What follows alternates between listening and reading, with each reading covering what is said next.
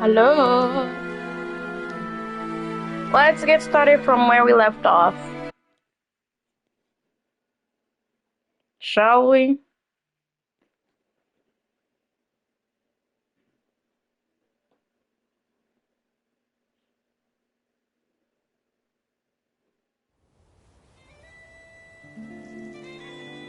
No matter how many blings you collect, it never feels like enough. Oh, Right. I know. When I'm eating barbecue, it never feels like enough either.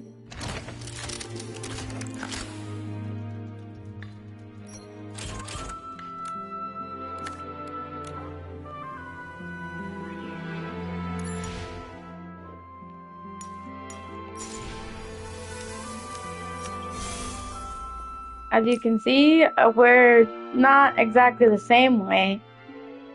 It's like two days that I did by myself, but that's neither here nor there. We gotta do the gifties. Oh, it's 4 o'clock right now, so I think I can do the gifties now. Gifty.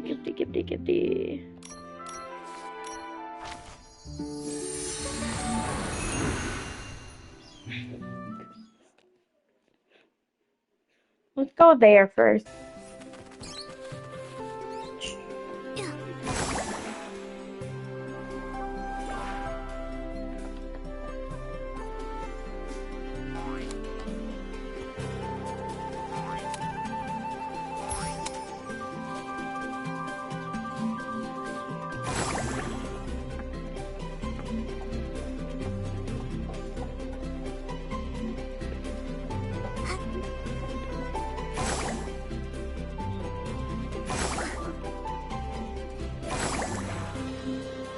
Where is this gifty?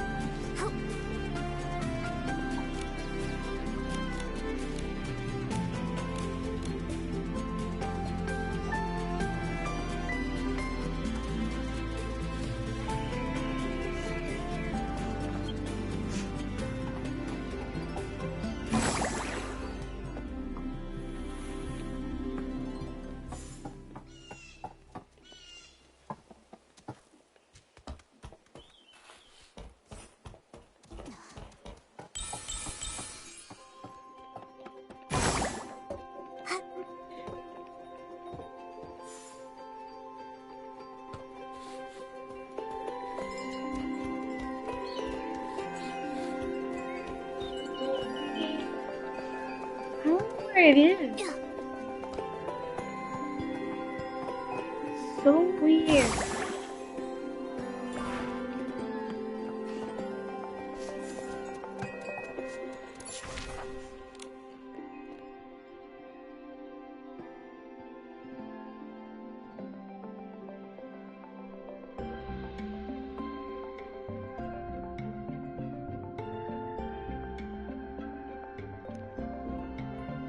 The wind is picking up. Mama, be careful. Don't blow away. It's just a light breeze. Usually you I'm not can worried at hear all. it, but I guess I can't find the gifty for that. That's a glitch.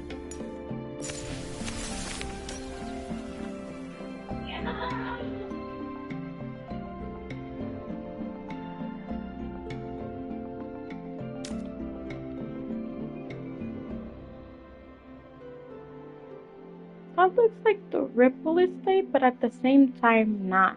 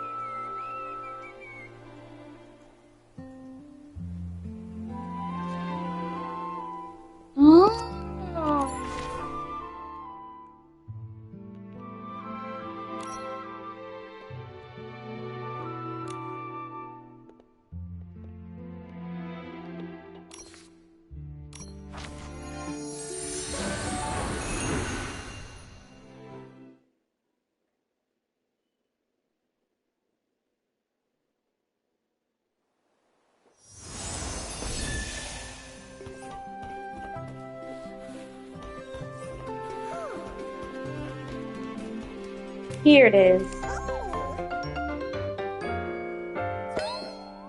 I had to cheat and look because I could not for the life of me find the gifty. And the thing I want, and the last gifty is in the Ripple Estate, so I can just go there.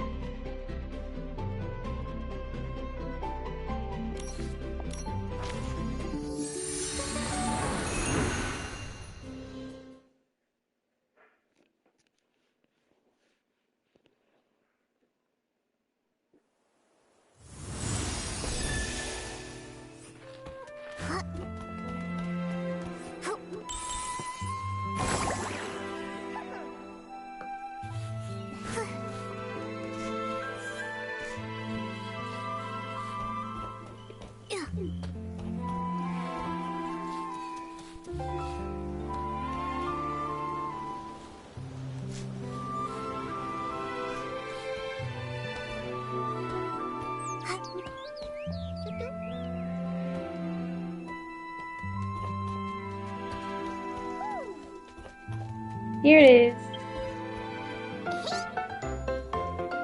Oh, it's so cute.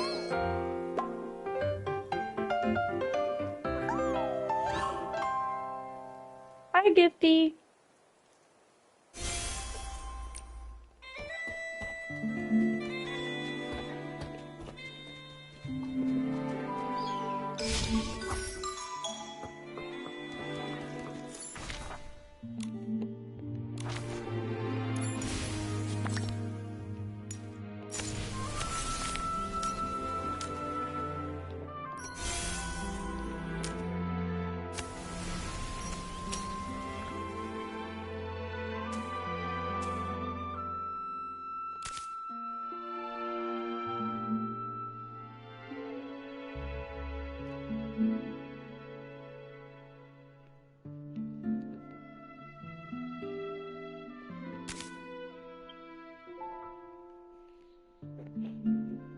Most of these I can do.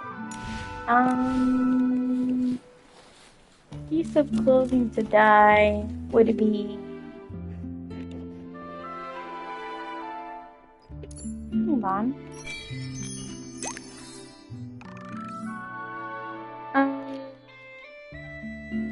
Eureka.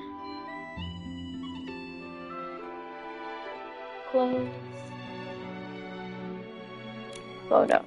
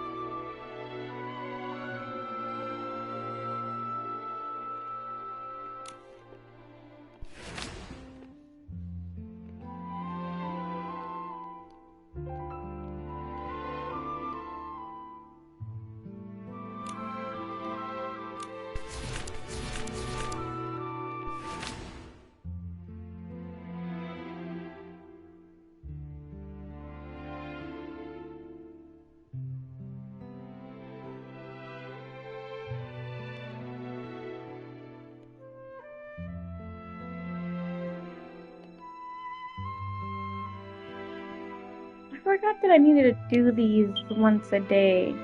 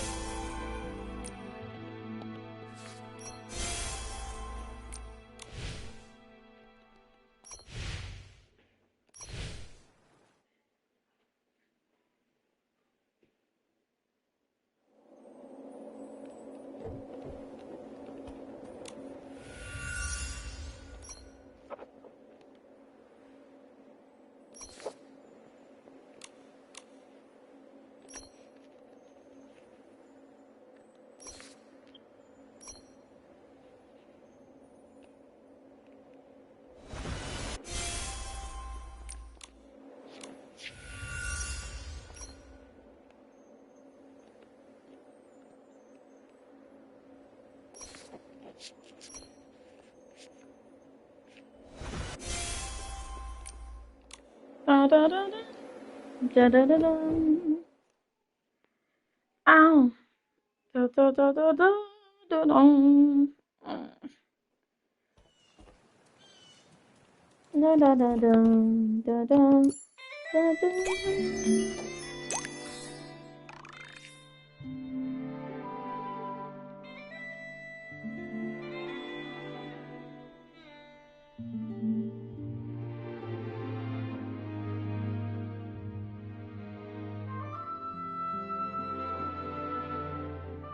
I need to play a game. I'll play a game in a minute. Let's see.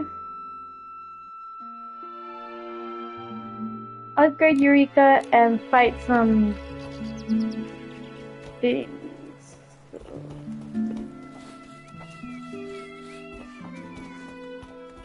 Not PCs, S-Wing.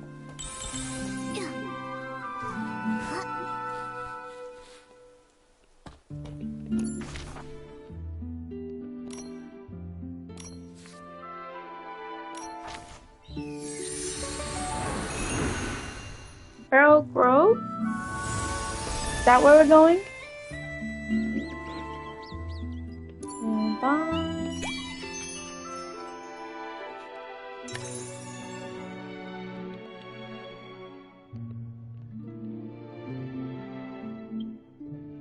That flowers seesaw. You saw that flowers? Who would do this to the Silvergale Reef? This isn't just a stain on the world of detergent. It is a disgrace to the entire abandoned district. Hold on. Slow down, Alan. Why are you so fired up? Careful, buddy. You're so puffed up, you might float away. Miss Nikki and Mr. Momo, I didn't expect you to catch me in such a ruffled state.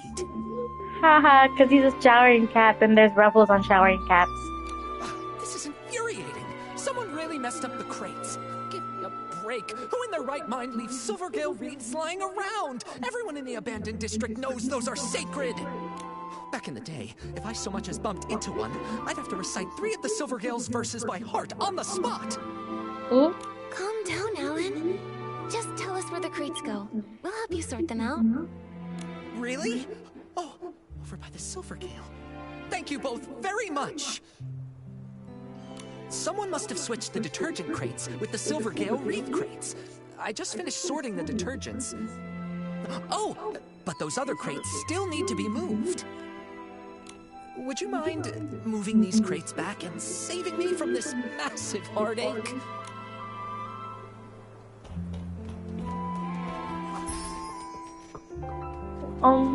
Where are they going though?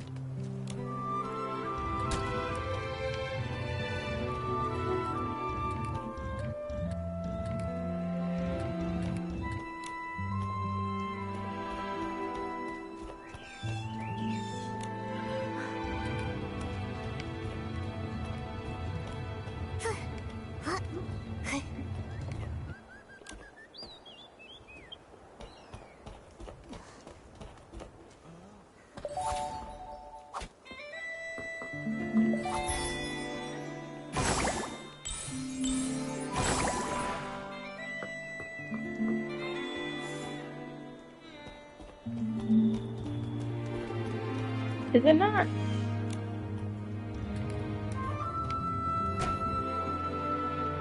Yes, perfect! Thank you so much, Nikki. You're the strongest, smartest, most stylish person this side of the estate! You're all too kind. Wait, Alan, actually, I need to ask you something. The Poison Dawn's first light detergent. Did Jenny's team find anything? Yikes! I almost forgot. That's on me. I got so fired up, my bag nearly popped. Oops. But yes, it turns out the saboteur mixed up Super Duper Palmed, One Breath Bliss, and One Wash Fresh. It was a total disaster. Ooh. Whoa. Whenever we start talking formulas, my head starts spinning. Super duper palmed. Wasn't Palmy talking about that stuff? Here, I just finished updating the usage chart. Take a look. It should make more sense. The colors are just for identification, not the actual detergent color. Don't sue me, alright? Okay, red, Super Duper Pond, latest product. Yellow, One Breath Bliss, common detergent. Blue, One Wash Fresh, common cleaning detergent. Super Duper Palm plus 1 puff shots equals Super Scented Palm, long-lasting, hard to mask. Super Duper Palm plus 1 Wash Fresh equals Super Clean Palm, fabric fades or even wears through. Super Duper Palm plus 1 Breath Bliss plus 1 Wash Fresh, totally not palmed. None of the above side effects, but causes poisoning and hallucinations. Ooh. The red label means that it's super duper palmed. You have heard of that stuff, right? It doesn't. The yellow one there is called One Breath Bliss, which can be used to make super scented palmed.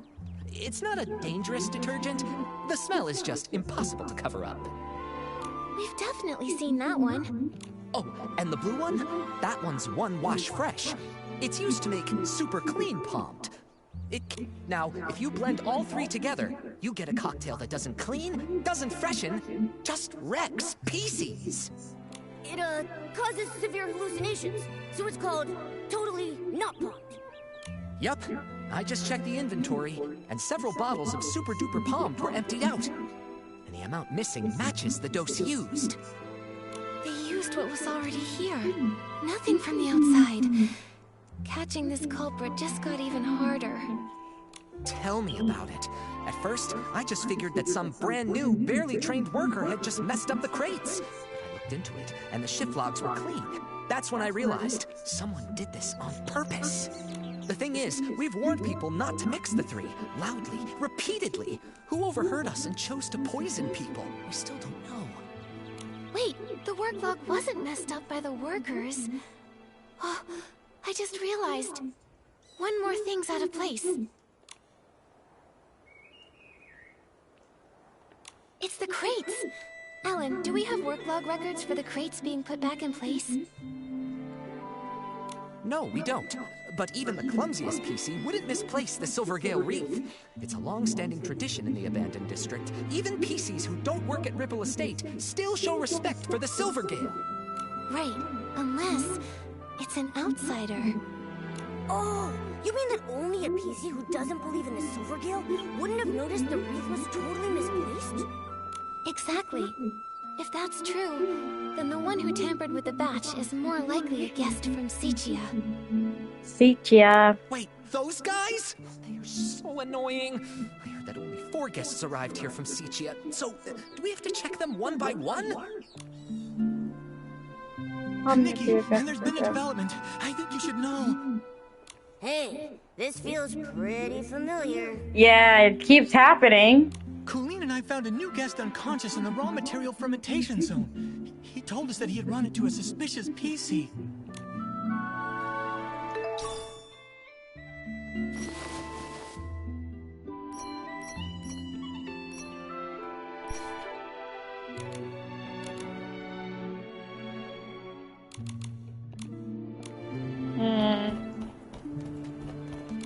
Tommy, what happened here?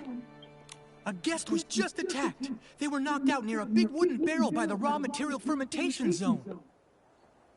On the day the Dawn's First Light detergent was poisoned, even after everyone slowly started to recover, Colleen was still a bit dizzy, but she insisted on doing the nightly tour as usual. She asked if I could accompany her. I was worried about her, so I agreed to go along. When we got near that area late at night, she suddenly asked, "Do your employees always come here to rest?" It was only then that I finally saw what was peeking out from the edge of the barrel. A button foot and a white glove. I leaned in closer. That's no lazy employee, I thought. That's definitely a knocked-out PC. Good thing you passed by in time. How's the PC that was attacked? Where are they now? We took him to get patched up. Colleen often takes care of guests who pass out in the bar, so I left the injured PC in her care and rushed to find you. He's woken up now, and he said he's a talent scout from Sichia. He's probably the kind who hunts for big stars like Madame Julie. Ugh, all these poisonings and attacks. It's just such a headache. Detective Nikki, only you and your sharp deductions can catch the culprit. Please, we're counting on you. Don't worry, we won't let you down, Pommy. Could you take us to see this new guest? The guest is also from Sichia. He arrived just before dawn yesterday, but he got lost while looking for a staff member to register. He said he only remembered asking for directions from a PC covered in patches. Then, all of a sudden, he just blacked out.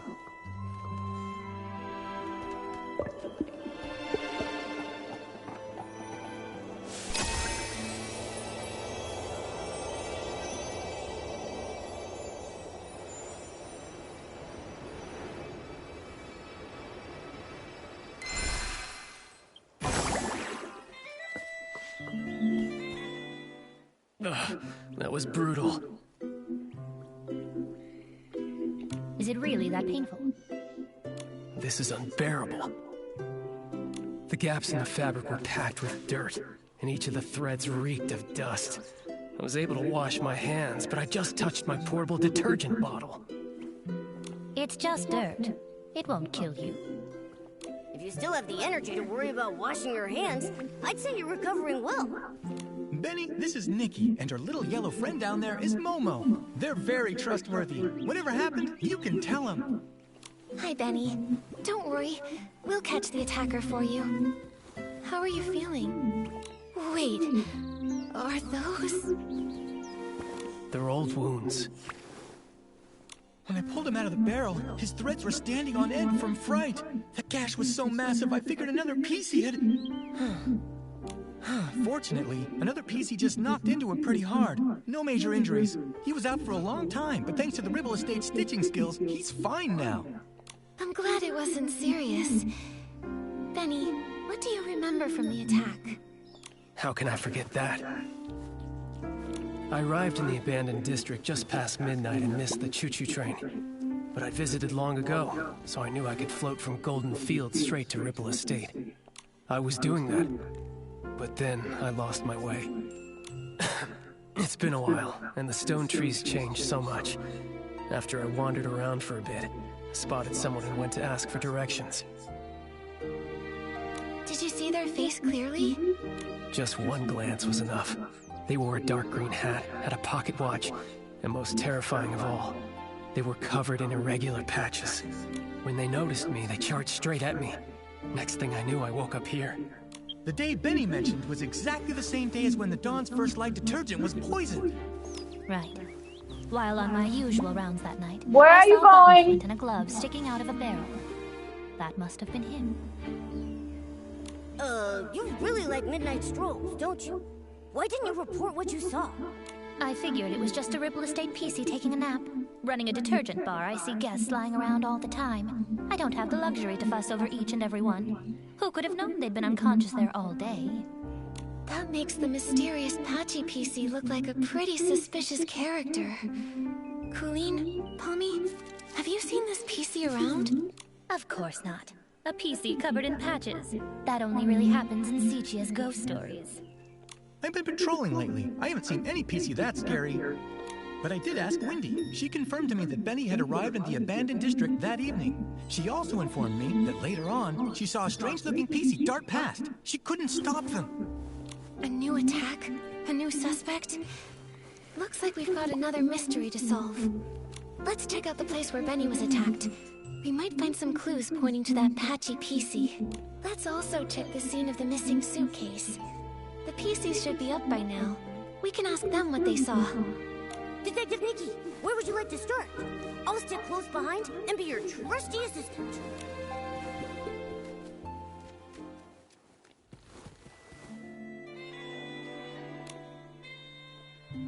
I think we should start with the suitcase step. Or should I do the scene where Benny is, because that's the most recent? Let's go with the most recent.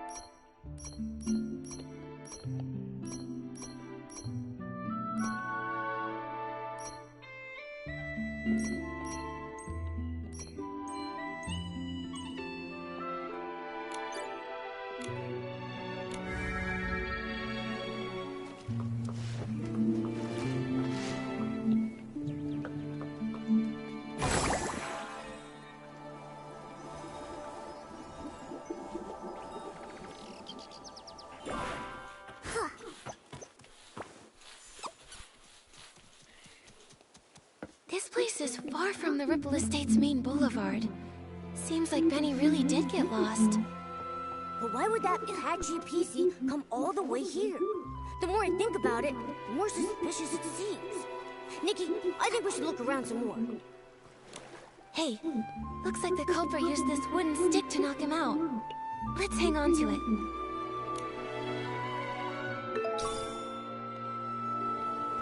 Looks like a hurting stick. Hurting staff. Look at these wood chips. They look like they fell here recently. And there are a bunch of loose threads caught on them. Huh. It seems like a PC crashed into that cracked barrel over there, and they knocked off the rotten planks in the process. Nikki, let's check the ground nearby for more wood chips.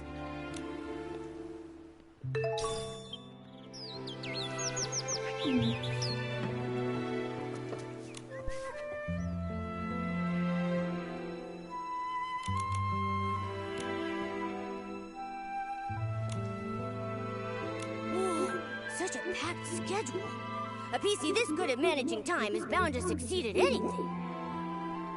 But Momo, don't you think there's something odd about this schedule? Oh yeah! Benny is taking baths way too often. He's gonna scrub his fabric thin. Right?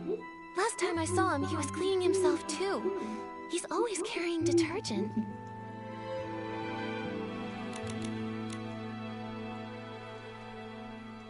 Yeah, wash up, take a bath, take a bath. That's 3 times a day. But what really catches my attention is that Benny keeps scouting for new talent, yet never schedules meetings with companies or makes time to give them resources. Leave that be. So then, could it be that he doesn't have a single signed artist? I think so too. Benny's career seems not to be going very well.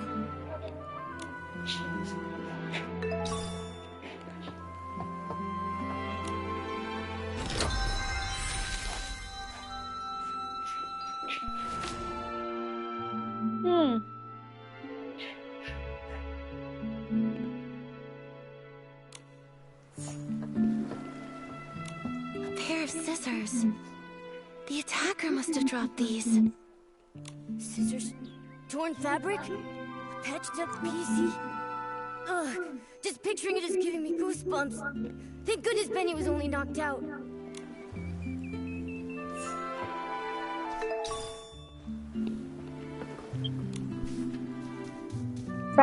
Fermentation zone notice attention. This area is the Ripperlitation fermentation zone. Daily operations every day at noon. Place the fresh ingredients scheduled for fermentation at 3 a.m. This area will have the notable aroma of the day's stored ingredients. Important notice, if after 3 a.m. no aroma is detected, it means the day's fermentation process has gone completely wrong. Immediately report this to Jenny or any Ripple Estate staff PC you can reach. Thank you for your attention. Daily Inspector signature. The materials in the fermentation zone have been normal lately, and Alan's analysis confirms it. So the Dawn's first light incident likely didn't start here. Poor Benny. His career's a mess. He came all the way to the Ripple Estate soiree seeking opportunity, and then while just asking for directions, he almost lost his life to a suspicious PC. Luckily, he's safe, and we've got more leads now. Momo, we should follow that trail of wood chips up ahead. Benny reported that he had no external injuries, and the trail of wood chips leads away from the main boulevard. Which means these wood chips weren't from the attack on Benny. They were left behind by the Patchy PC as they escaped.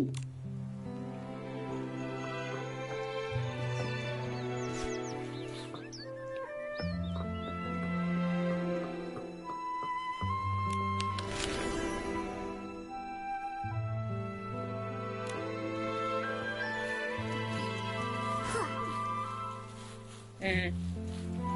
Yep.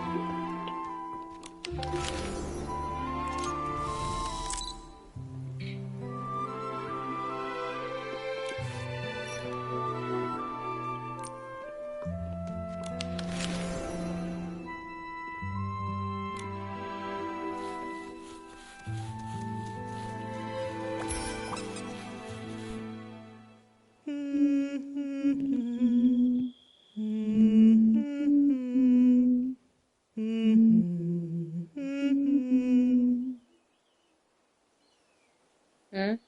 Who's that? Mommy, sing something else. Looking for scraps of cloth. What a lovely piece I found. Oh, there, don't cry, little one. Who's crying?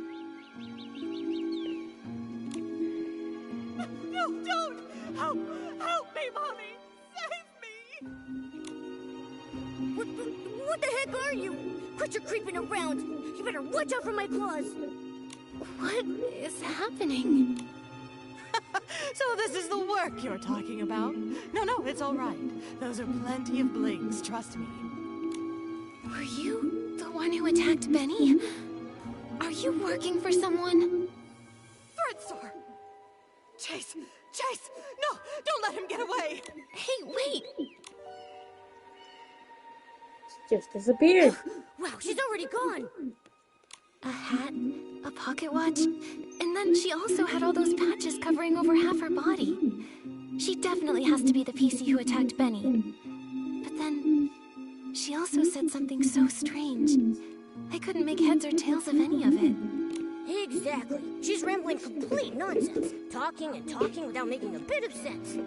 Wait a second. Nikki, look over there. I think she just dropped something. Let me see.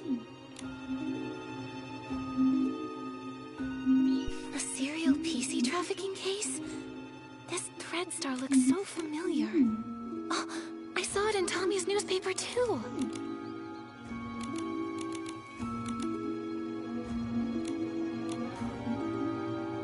It really is the same company. When Cersei passed away, they were really famous, a hot name in stage costume rentals. The clothes they rented out were actually made from PCs. Ugh! That's so cruel! How could such an evil company Luckily, the Kingdom Guards uncovered their plot. Without Operation Starstrike, who knows how many more PCs may have suffered. But looking at the rest of the headlines, that was all during the days of Prosperville, a case from centuries ago. Why would that patchy PC still carry this around? She also shouted Threadstar a moment ago. Every square inch of her body is covered in all kinds of patches. Does that mean... Whoa! Nikki! Wait a second! Could she actually be part of that evil organization? Don't worry, Momo. At least she didn't attack us. She just ran off. Too bad we couldn't catch up to her and question her face to face. Nikki, let's go to the scene of the missing suitcase first and see if we can find any other clues. If it turns out this is connected to the mysterious patchy PC, we'll ask everyone to help track her down and get to the bottom of it. We have to. It's weird enough that she's...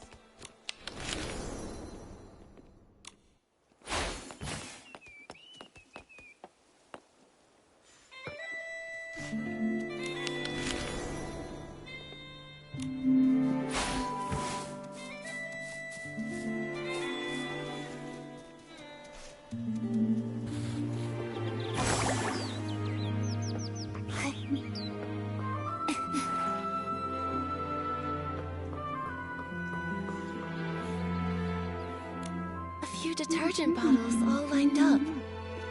This isn't where they're usually stored. Let's collect them for now.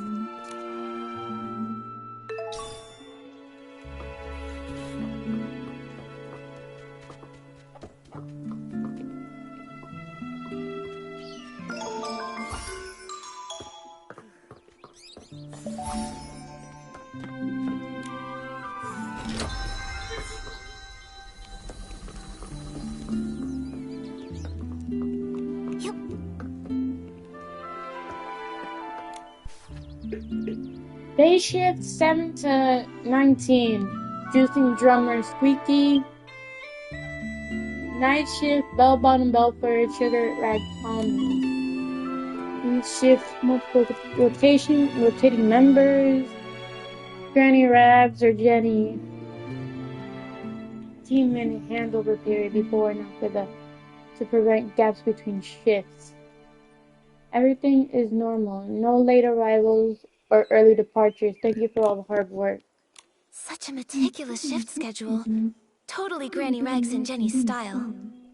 All the important checks and confirmations are supervised by the two of them, so it's unlikely anything went wrong. Looks like if the shifts had been normal, the thief wouldn't have had any chance to steal the suitcase. So that's why they spiked the Dawn's first light, taking advantage of everyone's hallucinations to steal. This thief must be very cautious.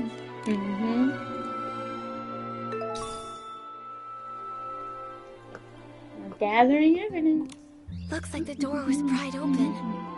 While everyone else was trapped in the hallucination, the thief must have opened it and stolen the suitcase full of scraps.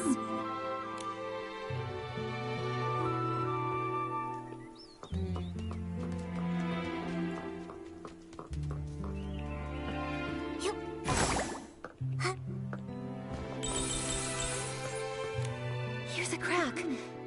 But it's so narrow, even a PC probably couldn't get in. Seems like there aren't any other clues at the scene. Momo, let's ask nearby witnesses. Maybe they saw something.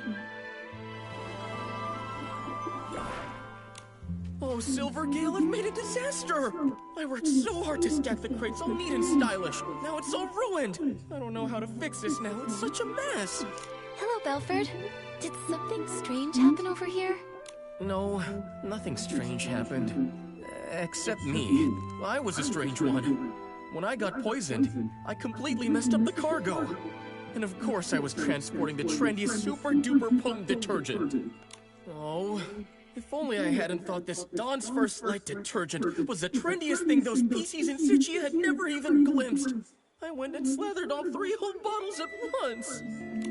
Oh man, you really got poisoned, huh? But I gotta say, not every PC gets a chance to see hallucinations as fashionable as mine. I was striking a pose on a catapult seal, when suddenly, boom! 2 red suns lit the sky, with a huge orange one too! Well, hallucinations can be like that. Nothing surprising.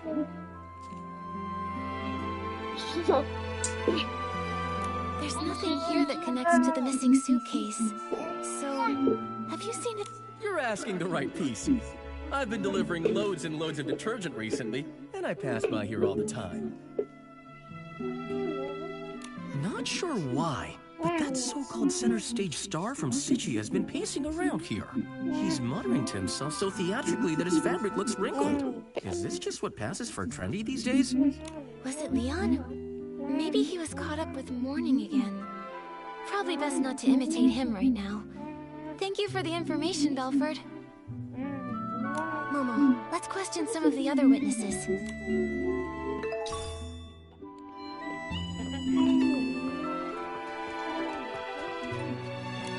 Ugh, so frustrating! Not enough fruit juice, and I lost my rhythm! Calm down, Squeaky. Could you tell us a little more about what happened this morning? I got poisoned by the detergent, hallucinations swirling out of view. As for the PC who stole the case, no clue. It's fine. There might be clues in your hallucination. Tell us all about it. Trying to remember. Let's see. Pressing juice with all my might, the fruit, it goes flying. What a sight! The fruit bag sprouts arms and legs, scurrying and scampering around in fright. The bag. It said its stone tree no longer had hanker fins, no matter how deep the water was. This hallucination, I honestly can't tell if it's supposed to be literal or abstract. But a bag with arms and legs, and it could talk. That's basically a PC. That makes sense, which can only mean that Squeaky probably saw the thief at some point. Quick, what else did you see? The more detail, the better. I shared the stage with the Sovereign of Sexy and showed off the art of juice pressing. But that sack screamed so loud, I completely lost the rhythm. The crowd ran away in fright. The other sack lost its fight. Fruits tumbling left and right, spilling all the juice that night. Don't be sad, Squeaky. All that juice, it was just a hallucination. What happened to that loud PC afterward?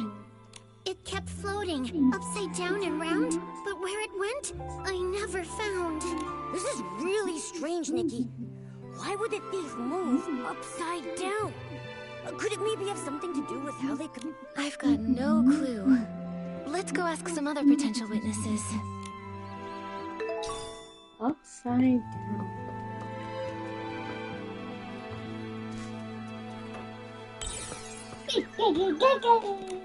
I can't believe it. I would never take that fabric, even if it was for the greatest experiment the world has ever seen. Once I give my statement, I'm going straight back to the lab to check on my beautiful fabric. Hello, Gordon.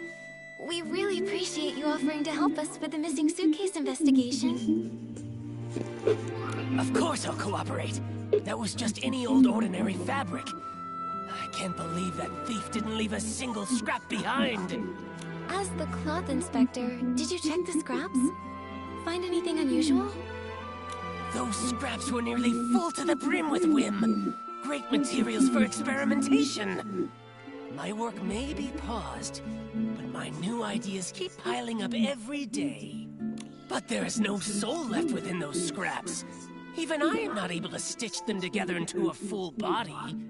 Hey, those scraps are from a PC. Don't you think your ideas sound a little distasteful? I haven't lost myself to craziness. I'm simply telling you my findings. I examined them thoroughly. The culprit was incredibly careful, leaving no clear traces of a weapon. All I can infer is that the cuts were likely made with scissors. Scissors are so common. It'll be hard to narrow down. Gordon, did you see anything else unusual this morning? Nothing at all. I applied the Dawn's First Light detergent and went to see Jenny. My job was done, so I could finally get back to my experiments. I didn't pay any attention to scraps of cloth drifting past. Wait, I do remember passing the barrel home and seeing a PC that I didn't know arranging the venue. I'm certain they were orange. They were shouting nonsense, but I didn't pay attention. Now I realize it was a warning. Terrifying inspiration was about to flood in, and I would be drowned by crazy thoughts. An orange stranger that was setting up the venue. That must have been Leora. Which means when Gordon saw her, she was already in a state of hallucination. And the barrel home is far from here. Even if the poisoning wasn't severe, she couldn't have made it in time. So, Leora wouldn't have been fast enough to make it there in time for the suitcase theft. Good. Good. That's one more innocent PC to rule out. Thank you, Gordon.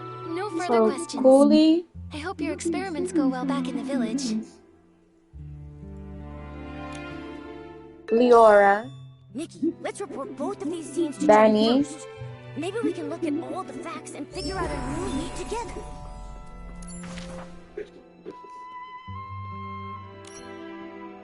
Jenny. Charlie.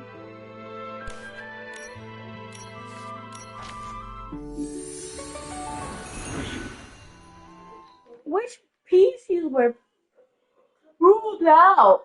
I keep forgetting. So it's Debbie, Cooley, Leora, Jenny, Tommy,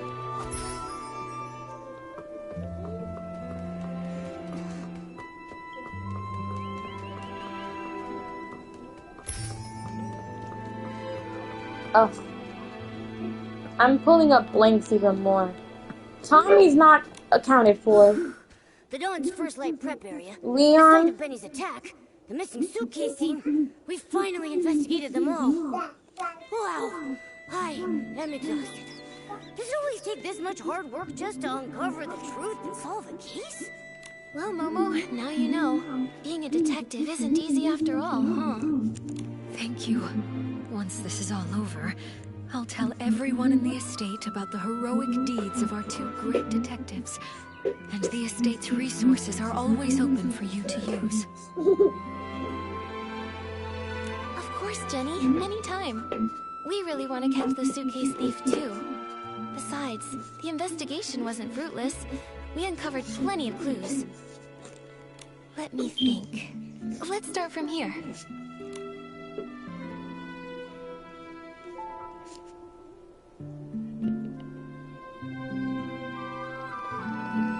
The suitcase was the thief's real target, so the missing suitcase is the key event. Based on the shift schedule we saw, the thief acted during the chaos caused by the poisoning. We questioned several witnesses at the scene. No one saw anyone suspicious, meaning the thief only had the chance during that short time when they were all hallucinating. Yes, and by the time Miss Nikki finished questioning Tommy, the theft was already over. By then, Granny Rags had already noticed that the suitcase was missing. That short time frame helps us rule out a few of our suspects, like Tommy and Colleen. Yes. Oh, they were tangled up with each other earlier. Nikki and I interrogated one of them, and Palmy took the other away. It couldn't have been them. Exactly. Also, according to Gordon's testimony, Leora was poisoned on the other side of the Ripple estate, so she's off the suspect list for now. And as for Benny, judging by the state Colleen and Palmy found him in, he was unconscious all along and couldn't have done it. Yep. Apart from those things... That Patchy PC is definitely suspicious. But apart from Benny's testimony, we don't have any solid evidence against her yet. And she's so skilled, we haven't even been able to catch her for questioning yet. Also, we couldn't understand what she said. Interrogating her could be pointless. True, but her skills actually make me less suspicious of her. If she were the thief, couldn't she have knocked out the guards and taken the suitcase right then? That's right. If she was so strong that even Miss Nikki couldn't handle her, ordinary PCs from the estate wouldn't have stood a chance.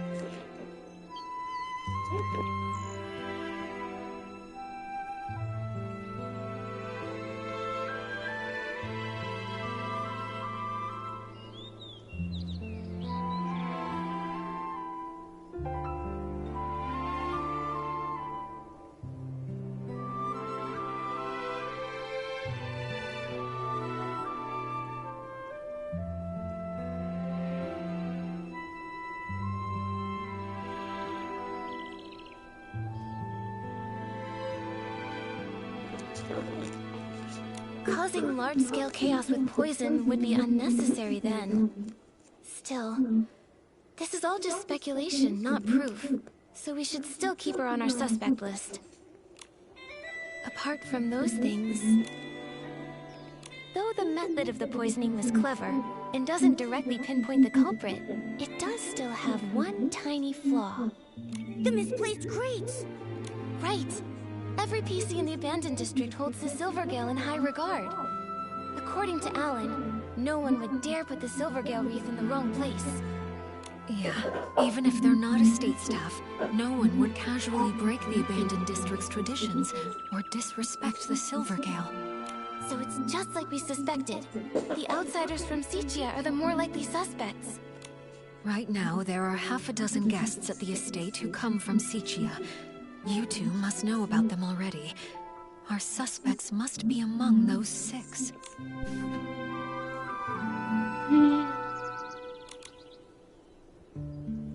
Wow, you're right! This really narrows down the suspect list. Tommy, Leora, Mr. Leon, Colleen, Benny, and the mysterious Patchy PC. This means that only Mr. Leon and the mysterious Patchy PC had the opportunity to commit the crime. Well then, because Miss Nikki, I mean Detective Nikki, thinks the Patchy PC is less suspicious, I'll represent Ripple Estate and invite Mr. Leon for a talk. Is it finally time to nab the bad guy? Count me in! Not yet, Momo. Jenny, these are just preliminary deductions. If we rush to arrest Mr. Leon now, we might alert the culprit. Or worse, harm an innocent PC. I think Momo and I should have a little chat with him first. He might slip up in the conversation and say something that matches the suspect that witnesses saw in their hallucinations.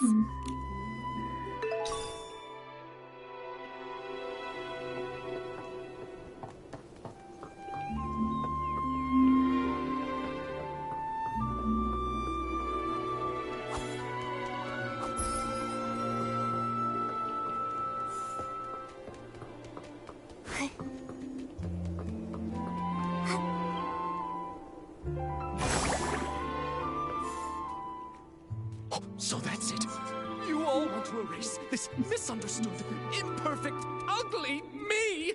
But from this moment on, my art is no longer an act. It is existence itself. Excuse us, Mr. Leon. Could we ask you a few questions? An interview? I oblige. You could call it that. We just want to ask what you were doing when all the PCs were poisoned. Normally, I'd be by the window, watching the sunset. I mean, the break of day. You see, an artist's mind will always paint in a few more details that extend beyond reality. Didn't you get a bottle of Dawn's first light? Let me smell! Let me smell! Oh, goodness. Wait. I remember now. I went to get my bottle of detergent, then headed back to the barrel home to meditate. After all, I'm a seasoned artist from Sicia who once shared the stage with Juliet and Circe. I must stay elegant at all times. In that case, you must have fallen into hallucinations too. Oh, if you don't mind, what did you see? That has nothing to do with the case, does it? I was alone the whole time. I saw nothing. All right. Please rest up, Mr. Leon. We'll go ask the others. Wait. Those were just hallucinations. Nothing worth asking about, right? Oh, but Pommy was awake at the time. Gordon has been deep in his research for many years, so he might have ways to stay alert. Yeah, you're right. We'll be sure to ask every single one of them, and we'll question a second time, just to be sure. Hold on! If I'm honest, that wasn't the truth. After washing myself using the detergent, I went to, the suitcase storage area. What for? Don't tell me you were up to something shady. An artist's inspiration is not a dirty trick. I only went there to drown myself with sorrow after losing Julie, to give myself space to feel. As the scent of detergent lingered, I used those new sensations to reimagine the climactic scene of Act 7. Mr. Leon, could you recreate the scene for us? Your art could really help our investigation. Oh, but of course! I see the twinkle of true artistic yearning in your eyes. Now behold, Act 7 of the Fool's Submission! Oh, Nikki, now you've never seen a live Sichian performance before. Mr. Leon, your show was amazing. Would you let me take a photo to remember it?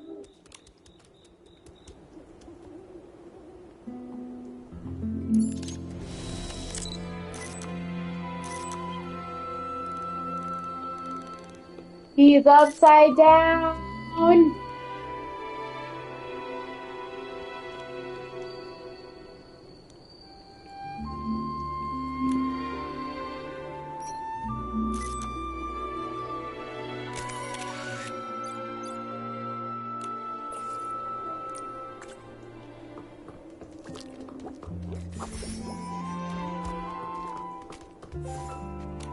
You'd rather embrace a perfect lie than accept the raw truth I bring? Well, what is it? Do you not feel your hearts being moved by my words? What a performance. She's so full of conviction. And very helpful to our investigation. Looks like your shadow is an upside-down PC, just like the witnesses said. What? Who dares desecrate my art? Attempted murder upon the artistic spirit! Was it that lady guarding the suitcase? Or that clumsy little rascal hauling all those bottles and jars? Could it be Leora? The tragedy of Sicia! A betrayal from a fellow country spirit cuts deeper than the booze of the crowd! Whoa, calm down. Nope, it wasn't Leora. But can I ask why you would assume it was her? Don't tell me that you saw her near the suitcase storage area at the time. Of course! I had no intention of playing the harsh critic, but that scene was more absurd than any absurdist play in existence. Beside that stage I so carefully set, two bumbling performers, Leora and that clumsy rascal, came staggering out like little marionettes with their strings cut. And that lady, fiddling with the air, shouted the most profound line of the show. Juicing is art. I was about to ask her for advice when I saw a flock of sheep cast off their disguises and charge toward the curtains. I heard the audience cheer, Welcome, dear colleague. Sounds like that's when you started hallucinating, huh? A very vivid testimony. Thank you, Mr. Leon. Nikki, when we talked to Gordon earlier, didn't he tell us that he saw Leora near the barrel hole? It's Gordon who's lying. Also present at the scene back then were Squeaky and Belford. Belford mentioned earlier that he saw 2 red suns and a big orange sun in his hallucination. If that's referring to Leora's red glasses and her bright orange hair, it all makes sense. Right, but then why would that experiment-obsessed guy give Leora a false alibi? He doesn't even know her. Who says he doesn't? Momo, let's follow him and see if anything is out of the ordinary. We just have to be careful not to alert him.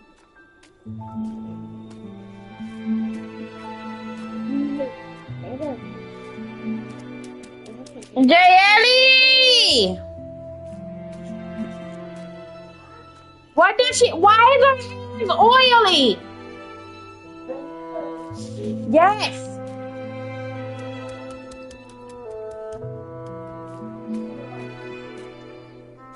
Check the bathroom. I can't believe that Gordon would help a PC from Sichia cover up evidence.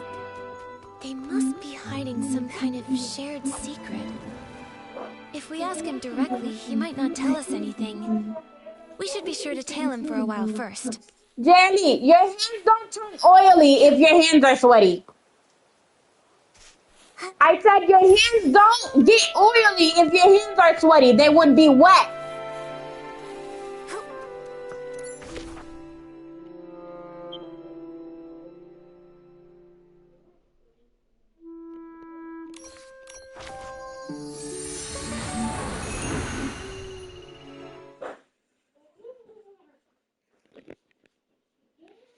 Check over there in the kitchen then.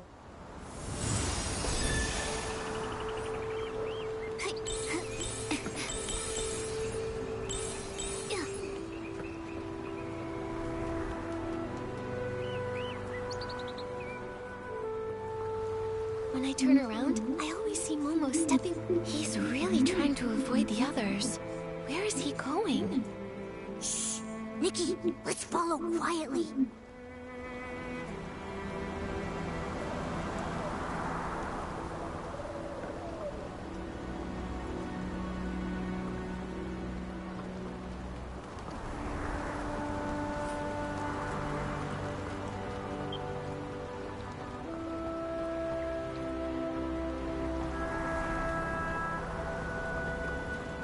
If we could snap a photo of them secretly meeting, we'd have the evidence to confront him.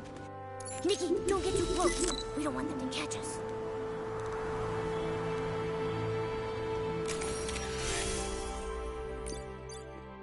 They really do know each other. Once it's daytime, we'll visit Gordon and ask why he lied.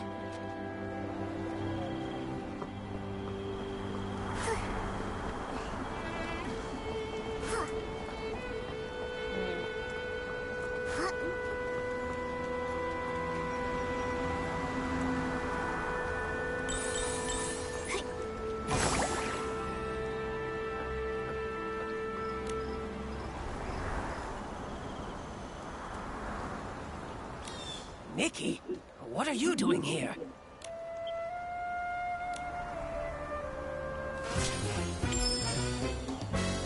Gordon, I have a question for you.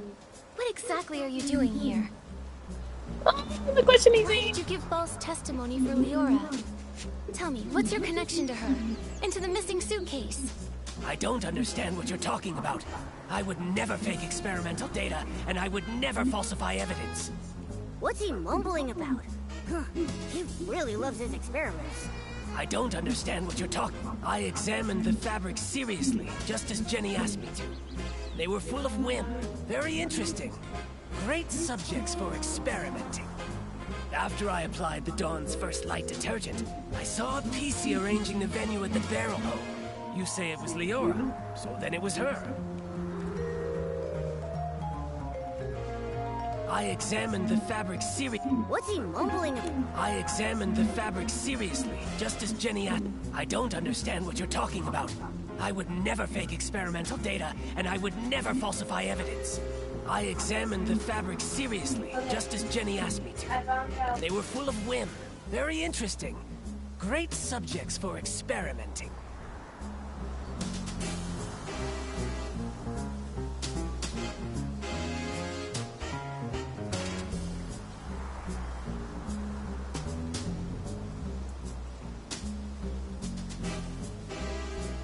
What's he mumbling about? I examined the fabric seriously, just as Jenny asked me to. They were full of whim. Very interesting. Great subjects for experimenting.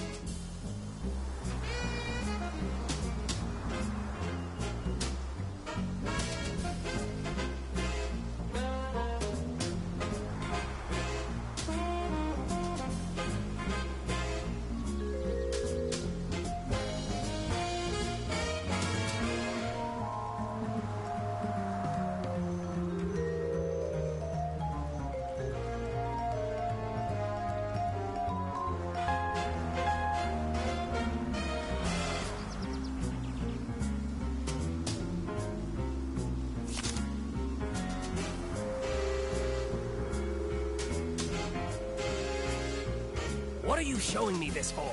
If it is nothing important, leave and stop getting in the way of my experiments. Only crazy experiments can create crazy miracles, you know? I examined the fabric after I applied. I don't understand what you're talking about. I would never fake experiment. What are you showing me this for? If it is nothing important, leave and stop getting in the way of my experiments. Only crazy experiments can create crazy miracles, you know?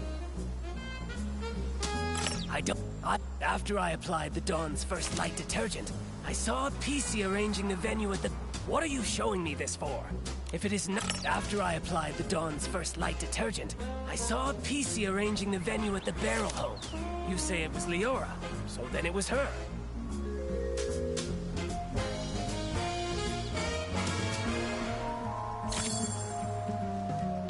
Is that so? Mr. Leon doesn't seem to agree with that. On that day, he also saw Leora. Except, it was near the scene of the missing suitcase. What? Could such a coincidence actually occur? This is a disgrace to my experiments. Before Mr. Leon started hallucinating, he recalled seeing Leora appear there, which is pretty far away from the barrel home that you mentioned earlier. I don't think Leora can split herself in two. She couldn't have been in both places at once. So, who did you actually see? Or maybe you never saw Leora that day at all. Maybe you just wanted to give her a fake alibi. Why should you believe Leon? He may look crazy, but he's not truly crazy. He just rambles on about meaningless art.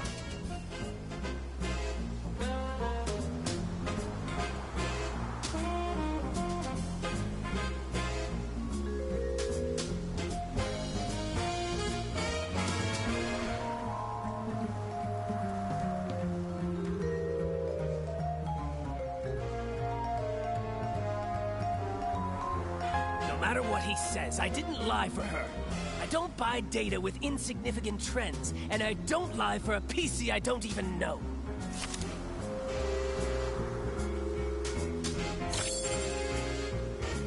This should be more than enough to prove that you and Leora do know each other. Who knows how long you've secretly been in contact? Impossible. The data is flawed. It can't be like this. It can't be! Stop denying it. Why are you hiding your connection with Leora? Why risk giving her a fake alibi?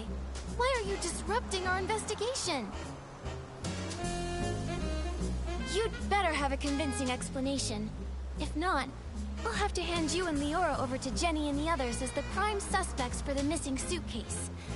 And for the murder of Madame Julie.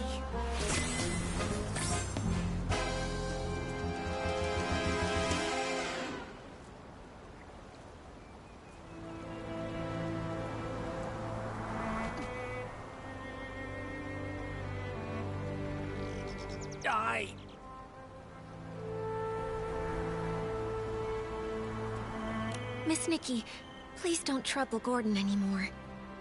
Leora... You've been here the whole time? Tell us, what do you two have up your sleeve? I apologize for being deceitful earlier. Please allow me to reintroduce myself to you. I am Cersei, one of Juliet's friends. What? Juliet's close friend back home? The one who died in that accident? That's Cersei? Yes, that's who I once was. Miss Nikki, allow me to share a story. One of Sichia from a century ago. It was the time of flowers before the storm, growth before ruin, an age of indulgence where everything was driven by the spotlight. A girl from Prosperville chased her dream of fame, stepping into the dazzling lights. Never expecting that behind the spotlight grew desire and power, just like a Threadstar costume, concealing the sewn-in corpse of another life inside. You discovered what Threadstar was doing back then? That's right. The dazzling facade was ripped away, and I witnessed the awful darkness lurking beneath, so I started my search. Naive, silly, call me what you'd like. I tried to uncover the truth myself, seeking atonement for my time spent in lavish distraction. But you failed. That was Cersei's fate. A wardrobe burned to ashes, and a vague, mysterious accident. Fortunately, there was more. Cersei left behind a Threadstar costume, and a letter she had meant to send to Juliet, all hidden in a secret safe. Hundreds of years later, Leora was born from that legacy. Now in this body, I've reunited with my old friend. Oh, Madame Julie met you in Sichia. That's the good news she wrote about. But what about the bad news? The true evil of Threadstar still has not faded. Julie was nearly assassinated by its remnants, possibly because we knew too much about them. Luckily, we were together this time, so the two of us set a trap. The choo-choo train arrived in the abandoned district, and Julie... makes her entrance as a box of scraps.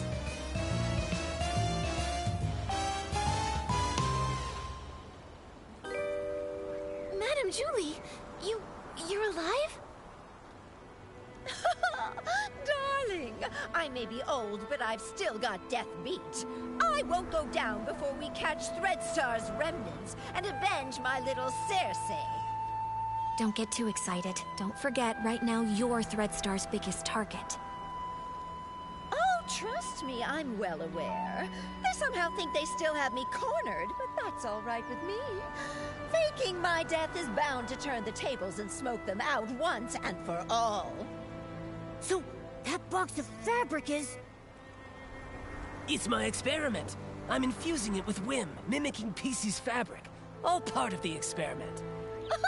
Gordon really is a crazy genius, isn't he? This has all been the performance of a lifetime, thanks to his brilliance. My apologies, Miss Nikki. We didn't want to drag everyone into this plan, so we hid this from you. Gordon's false testimony was meant to divert your investigation away from me. Well, I also owe you an apology. I'm sorry. It's okay. I'm just still processing all this. Given how complicated this is, I understand why you kept things secret. Oh, the one who stole the suitcase is very likely a remnant of Threadstar. Precisely! My dear, you're a remarkably smart girl. You exposing this little scheme isn't a failure for us at all. Don't worry, we're not just sitting around eating bonbons. Gordon is helping develop a reagent to keep tabs on the suitcase, and friends from Prosperville are gathering the materials. The end of the storm is the prelude to a clear day.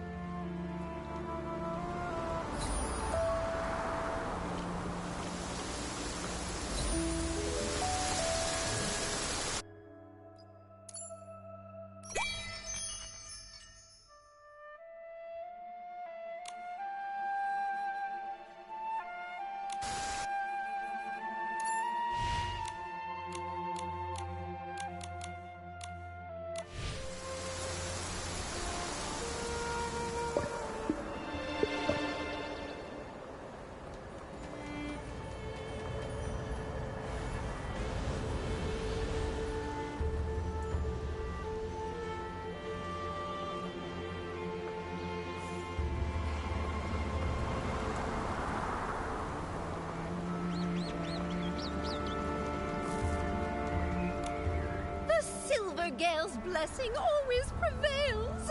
I knew we could count on our village friends. They've collected so many berries. That sound. Is that Gordon's cousin coming? Hey, why the outfit change? I gotta say, that straw coat actually suits you. You kind of remind me of that famous lady. Oh, right! Like the legendary Madame Julie. Raggy, take another look. Isn't that Madame Julie herself? Oh, I'm sorry, little Raggy. I had to disguise myself as Gordon's cousin and stay put if I wanted to hide from Threadstar's hunt. I even kept this from the volunteer corps. These problems all started in Sichia, and I didn't want to drag every citizen in the abandoned district into it. Wow, you hit it so well. I didn't notice a thing. Wait, did you say hunt? And what is Threadstar? And Oh, if I couldn't pull off that role, how could I ever claim I was an actress before? The story of the hunt is a long one. Threadstar's been around for hundreds of years. If it hadn't been for Yarny, I wouldn't have suspected they were still active.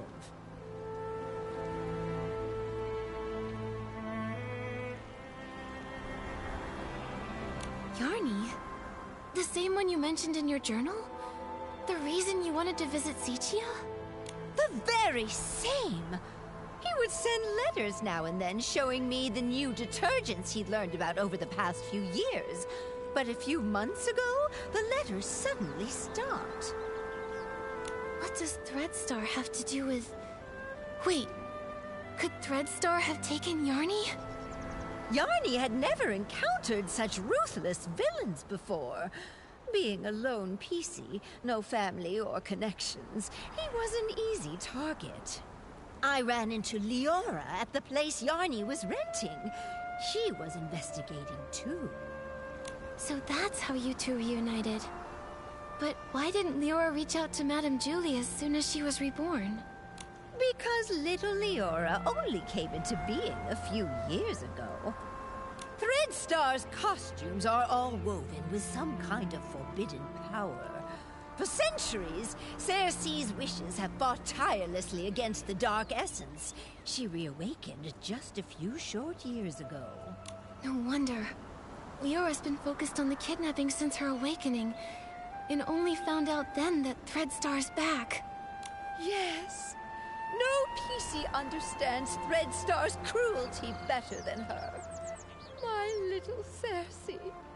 She never said a word, all to protect me. If not for this reunion, I would have no idea what she went through. Thankfully, I finally received the letter she left for me all those centuries ago. She played the part of the little sorceress in As Rain Falls, As Flowers Bloom. They originally wanted me to play the lead, but I knew in my heart that it was Cersei who was truly meant for the role. She was thrilled when she got the role. From the first act to the final curtain call, she scrutinized every word over and over. The storm teaches us to obey, but flowers give us the courage. Dearest sister, remember, sunny days are always waiting. She went over that line 17 times.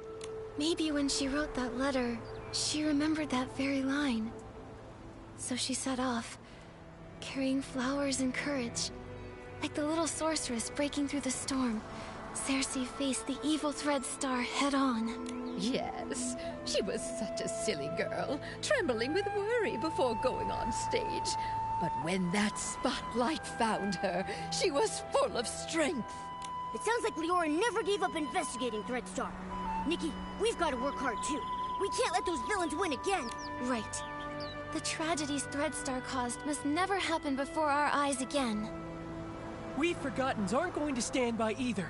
Madame Julie will be safe here with us, while we sharpen our blades and prepare to tear those rotten threads apart. Those berries you collected will also be super useful. The juice they produce is known as Stitchy Splash, and it is a key ingredient for the tracking reagent for the suitcase. What can Momo and I do to help? The berries are almost ready. Let's pick the best ones we can find and juice them together. The wild party to declare the war on the storm sets off.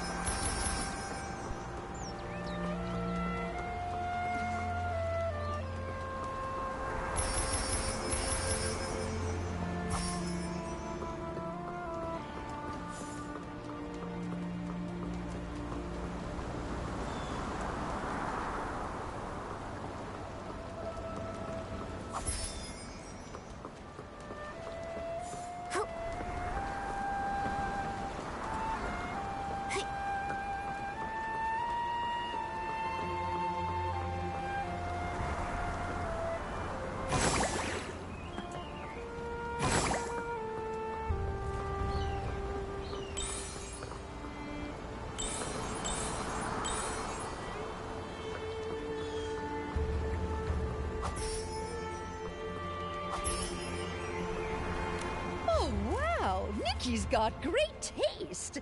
Now that we've got the berries, it's time to press the juice. Listen, my darling. Only by dancing as a duo with passionate burning souls can we help these shy berries fully loose and join our wild party against the storm. Nikki, are you ready? I'm ready. Let's start right now.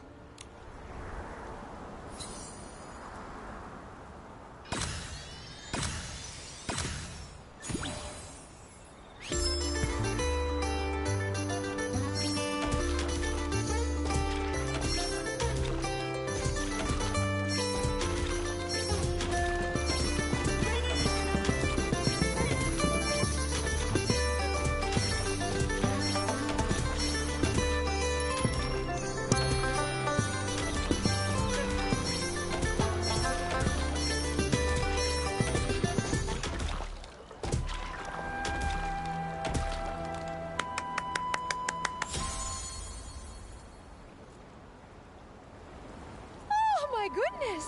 I feel like I'm getting younger with each and every step. Nikki, dancing with you is even more wonderful than that final curtain call back in Sichia. Look! We successfully pressed some of the Stitchy Splash juice. This should be enough to fuel Gordon's craziness. Job, what?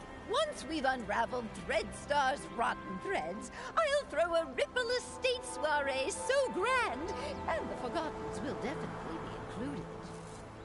I really want to go, but I haven't really gotten to know everyone, and I'm all torn and tattered. If I join the Ripple Estate I'll be right soiree, back, guys. won't I embarrass Madame Julie? Dear, there are no strangers at the party, only friends you haven't gotten to know. Besides, what's a little wear and tear? I once showed up to an award ceremony wearing a dress with a big rip. The whole point of this party is to bring the entire village together. Even that old stubborn Gordon told me the idea was fantastic. Madame Julie is right. You should come. Everyone wants to get to know you. I'll get plenty of dance moves ready. We're all looking forward to dancing with you. Momo and I will bring the Stitchy Splash Juice to Gordon so he can finish the tracking reagent and catch those Threadstar threads sooner. Let's do it. For the best Ripple Estate soiree ever. Let's go, let's go, let's go! You can't run away this time, Threadstar!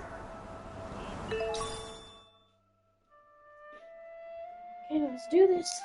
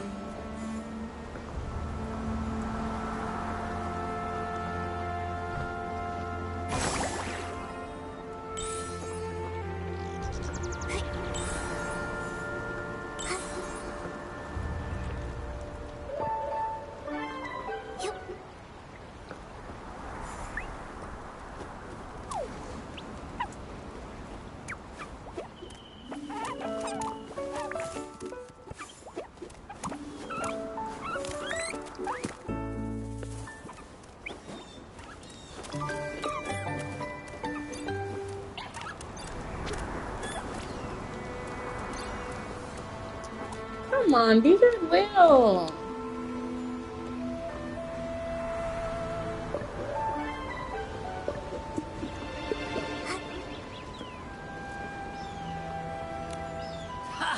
Just a bit more craziness, a bit more inspiration, and a bit more... I think you may need just a bit more of the Stitchy Splash juice, Gordon.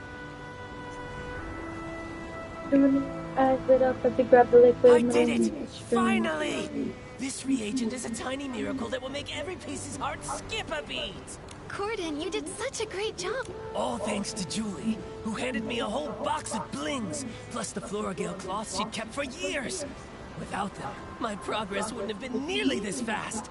The deal is finally settled. Deal? What deal?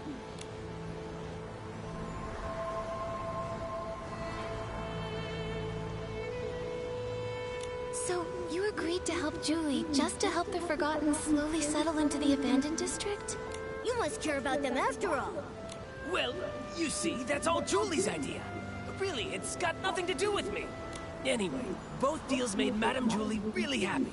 I ended up turning half of those Floragale cloths into the perfect scraps inside that suitcase. Even a top stylist like you was completely fooled by me. All it took was some fresh berries, plenty of spring water, a touch of whim, and just the right amount of crazy. You're pretty pleased you tricked us, aren't you? Well, maybe I should apologize to you again? What about the second deal? This reagent right here. I call it more Floragale cloth. Here, take it. I didn't have a lot of time. Otherwise, I would have tested more options, like adding flight fruits, maybe making the suitcase fly back itself, or even get it to sing. Gordon, this is great as it is. Momo and I can't wait to try this crazy and brilliant invention. Perfect. You just have to spray it on suspicious ground and let the wind guide you. It can detect the lingering scent of the One Wash Fresh detergent perfectly, every time. But I thought One Wash Fresh was a very common detergent. Will this really help us find the suitcase? No one cherishes their suitcase as much as Julie does, and no one washes with One Wash Fresh 3 times a day like she does. That means the entire Ripple estate, no, the whole abandoned district, could not have a clearer target than that. All right then. Should we give it a try? You can question my character, sure, but you have to trust my scientific knowledge. Leora tested the product when I was half finished making it, and the scent trail led her straight to Golden Fields. Now that it's finished, more Floragale cloth works even better than that. Gordon, you've said the reagent's name a bunch of times. Are you trying to hint at something? Thank you, Gordon. I can't wait to use your great invention to catch those Threadstar crooks who stole the suitcase. So we gotta go to Golden Fields then?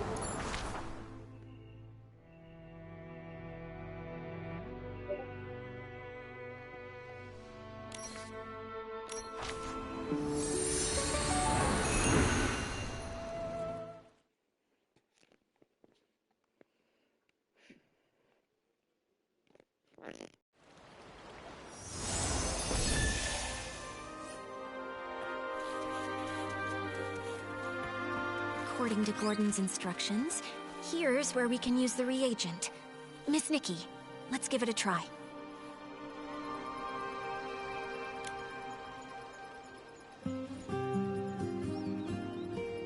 The scent trail really appeared.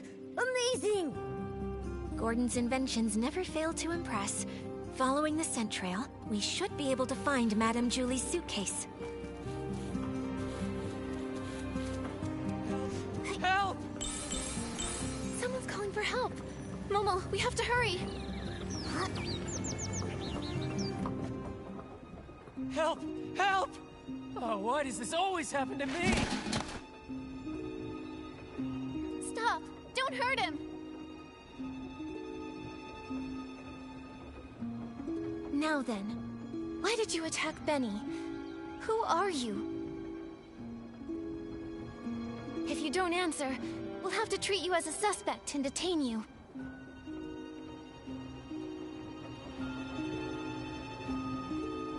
Chase them! Kidnapping. Kidnapping? What do you know?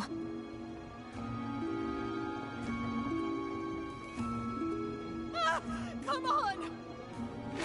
Watch out!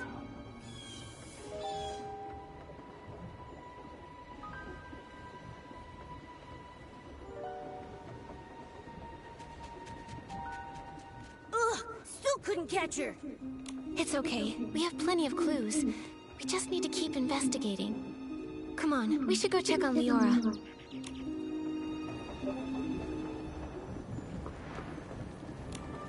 Leora, are you okay? I'm fine, really. But maybe the PC who just called for help needs you more. Benny, are you alright? Just like you saw. Cleaned my fabric and now it's filthy again. I smell like fresh mud all over. This place has smelled the same for hundreds of years. But thank you for saving me. Can you tell me what just happened? Why is that patchy PC chasing you again? Because I always ruin her schemes. Like my career isn't miserable enough already. I can't find anything else, but somehow I always run into her.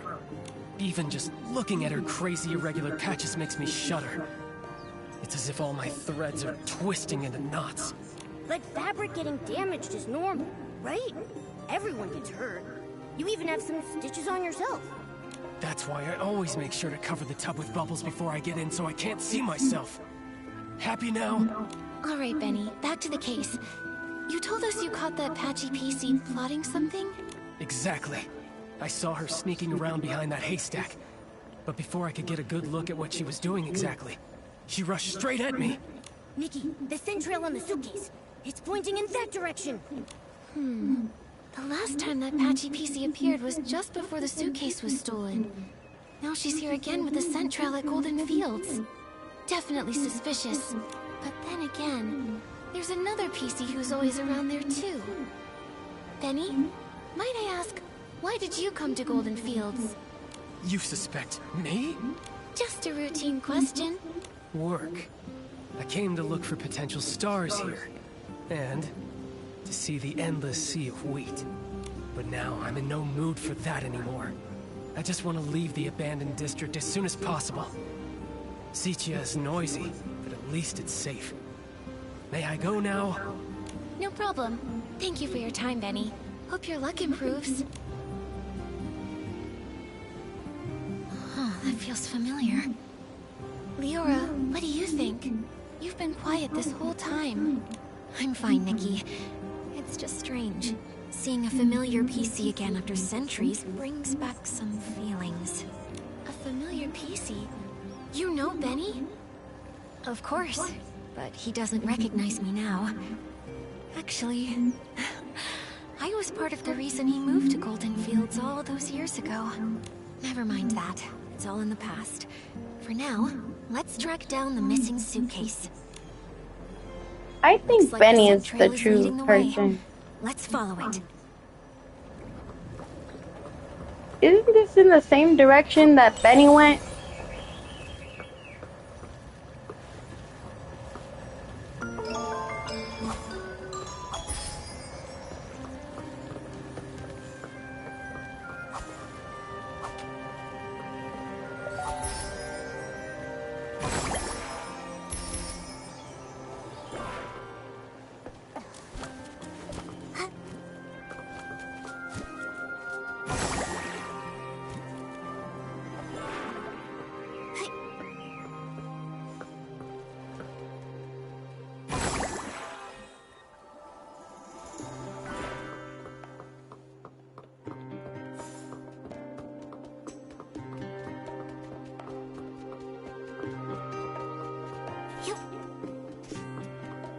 That's Madame Julie's suitcase.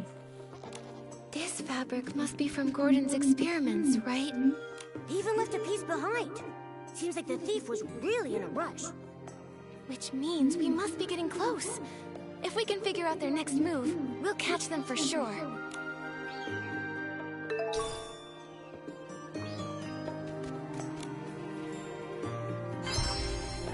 Investigation!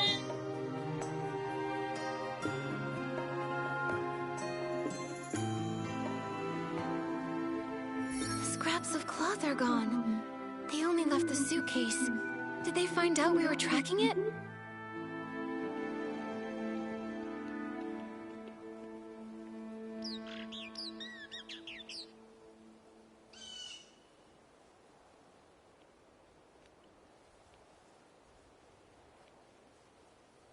Looks like the suitcase was hidden somewhere secret.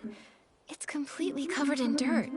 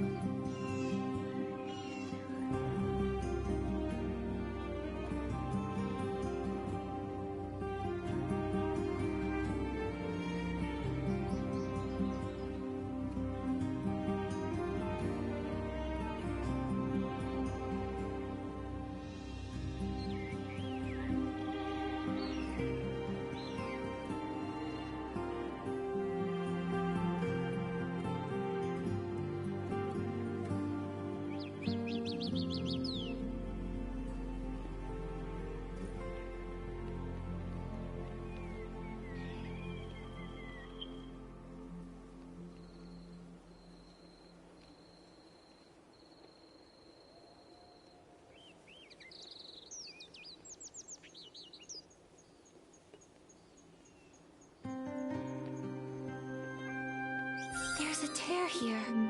Is it a scuff mark?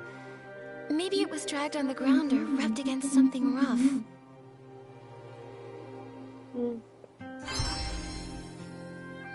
Whether they tried to hide the suitcase or run away with all the scraps, the thief was clearly in a hurry. The suitcase is covered in dirt and has a scuff mark. Madame Julie's gonna feel awful when she hears about all this. Nikki, how did the thief know we were tracking the suitcase? They just abandoned it and ran off with the scraps. Could it be that Patchy PC? She did mysteriously dash off the moment we spotted her. Maybe she came here afterward to get the fab. That's possible. But maybe the thief heard the noise from our scuffle and decided to run away from the scene. Either way, the thief risked it all to take the scraps, which means their true target has to be Madame Julie's fabric. What exactly is Threadstar up to?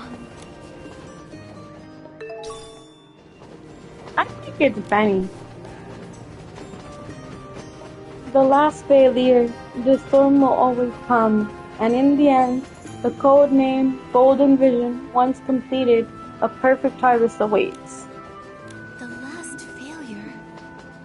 Could it mean their failed attempt to assassinate Madame Julie? Could be.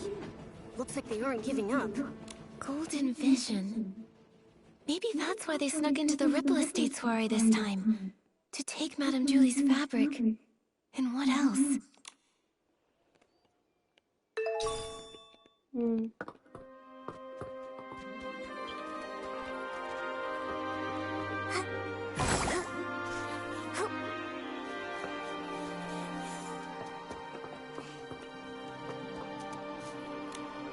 This looks like Threadstar's ledger. It really was them who stole the suitcase. Let's look around and see if there's anything unusual here.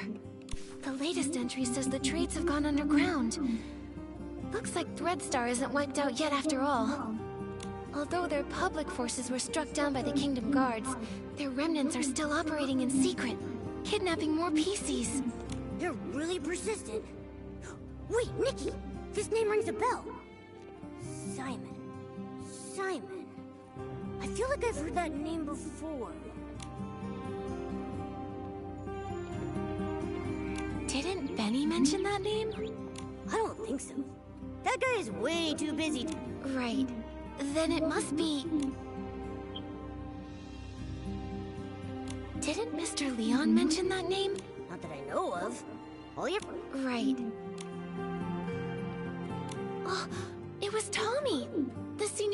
artist he mentioned. His name is Mr. Simon. He said Mr. Simon was targeted by strange people, and then he disappeared. Whoa! Threadstar kidnapped him! Tommy would be so heartbroken!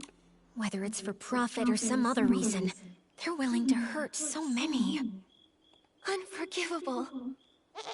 Whether kidnapping PCs to make performance costumes or harming those who know the truth to cover up their schemes, their cruelty and evil is absolutely unforgivable. Let's keep looking through this. We have to pick up their trail. Mr. Leon rented Threadstar's costumes so many times. I suppose he had no idea those costumes were made from the fabric of other PCs. Judging by how obsessed he is with art, I bet he didn't even understand what was going on when Threadstar went under. True. If I remember correctly, Mr. Leon was always a loyal Threadstar customer. He never looked into the power behind the costumes. He just wanted to use them to draw the audience's attention. But just like we saw earlier, these evil costumes not only consume the life of the PCs, but also harm the wearers. I wonder what actually happened to the human that imbued Mr. Leon's fabric with wishes. There are other renters too. Circe! Leora, it seems like the record here shows the costume you were born from.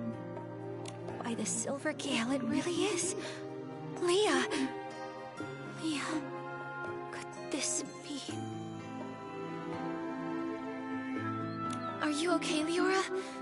Does this bring anything to mind? Miss Nikki, I don't know if you noticed, but there's a very obvious patch on me. This purple piece of fabric, right? Wait, Leora, could this piece of fabric be... Yes. Since I woke up in the safe, I could clearly feel it belonged to another PC. It's not part of me. It carries emotions and memories that aren't mine. It belongs to Leah. Only today did I learn her name. But from the moment I woke up, I kept having these dreams. Dreams of a little girl's laugh, a mother's comfort, a sudden separation, and lullabies she sang to herself. Small flower breathes in rose, the dreaming child with secrets close. Wind blows It's the same as the Patchy Peaches, like, cadence. Sending our sorrows off the bridge. Those are Leah's memories. Yes, the memories come in bits. I can't see them clearly. I often mix them up with my own past. I dream of going home, but sometimes the little flowers turn into wheat stalks, and the river of Prosperville flows under the bridge. Maybe it's because Leah's greatest wish was to go home. She was just a carefree little girl, but was cruelly kidnapped, taken away from her mother. In the darkness and turmoil, she could only hum the lullaby her mother once sang, quietly comforting herself, hoping her mother would find her at any moment, sweep her up, and bring her home. Maybe it's because of Leah's memories that I've been following this kidnapping case since I woke up. And I've come back to Prosperville once again. Sorry, Miss Nikki. I think I want to spend some time in the wheat field nearby. All right, Leora. We'll find you once we've finished investigating around here.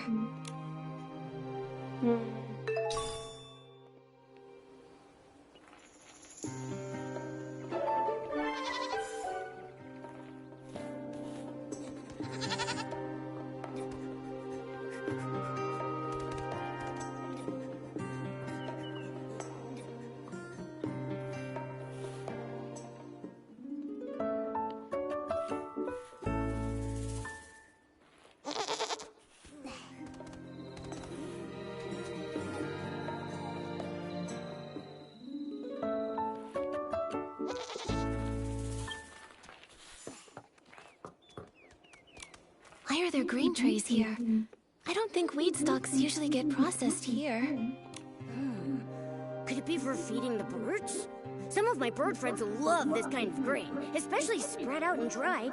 Believe it or not, it's actually pretty tasty to them. I see. But do other PCs leave the grain here for the birds? Probably not.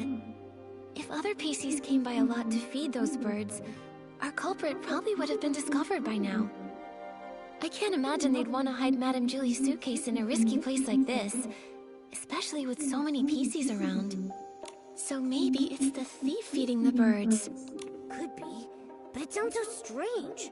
Poisoning the detergent, stealing the suitcase, maybe trying to harm Madame Julie, but they're gentle enough to feed the birds? What exactly are they thinking? I don't know. Whether human or PC, I suppose someone's thoughts can get pretty complicated. Anyway, these grains are evidence. Let's take just a little bit back with us. Leave the rest for the birds. If they come back for a snack, they'll find something tasty. There probably aren't any more clues here. But we still don't know where the thief ran off to. Nikki, Leora's still in the wheat field nearby. Let's go find her.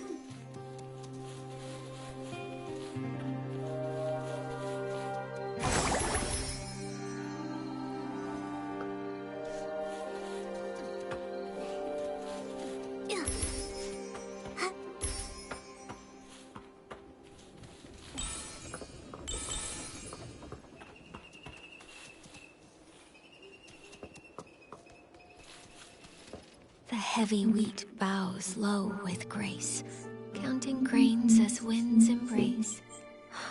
I think it's the patchy PCs. It has to be. Look and see the shining stage, tall towers free. Leora, are you feeling better? Thank you for asking, Nikki. I'm okay. I just remembered some things from the past. Some things from Prosperville? I heard you humming The Heavy Wheat Bows Low. Yes, back then I was a cheerful village girl. I made up this little rhyme myself. I used it in As Rain Falls As Flowers Bloom, changing the wheat to flowers and grains to seeds. Cersei must have loved running through the waving fields in Prosperville, sitting on haystacks, singing, sleeping with the scent of wheat. Sadly, Miss Nikki, back then, I hadn't yet lost those golden stalks, so I didn't understand how precious they were. I was just tired of my unchanging hometown, dreaming of the big city people talked about. So I stood here often, wearing the outfit I designed. I pretended to be a scarecrow. I called to the wind and birds, hoping to catch news from afar.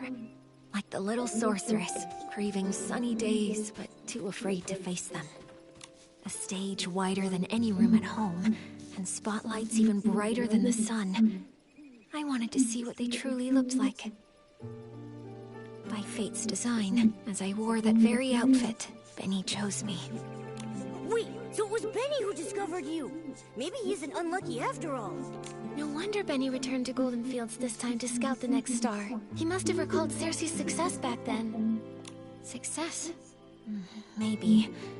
Back then, Benny was so ambitious, determined to shape the perfect star. He said he'd be my agent, helping me become a great actress and see the bustling world beyond with my own eyes. So I left and never returned. There's nothing wrong with yearning for a distant, glamorous life. I believe that Cersei never meant to leave forever. She just wanted to see another world and explore more possibilities. Yeah, it was that wicked Threadstar's fault you never came back. Yes, I don't regret setting out on my journey, but I do regret never knowing which direction to take. Actually, I got tired of entertainment fast. Loud but hollow applauses, suffocating parties. So boring compared to an afternoon lying in the wheat fields. But becoming a star is quite a worthy dream, don't you think so? If I didn't chase that passion, then what else would I pursue? So I never stopped. I understand that. It's like being realize it. It's already too late to stop. Exactly.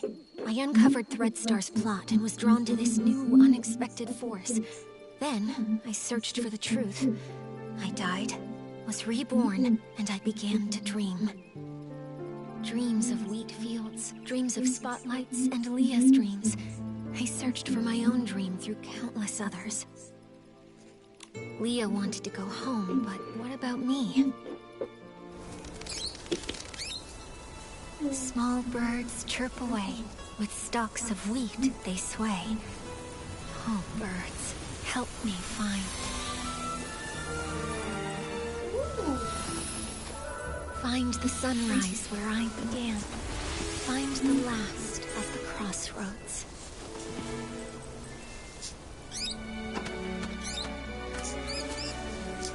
First outfit change.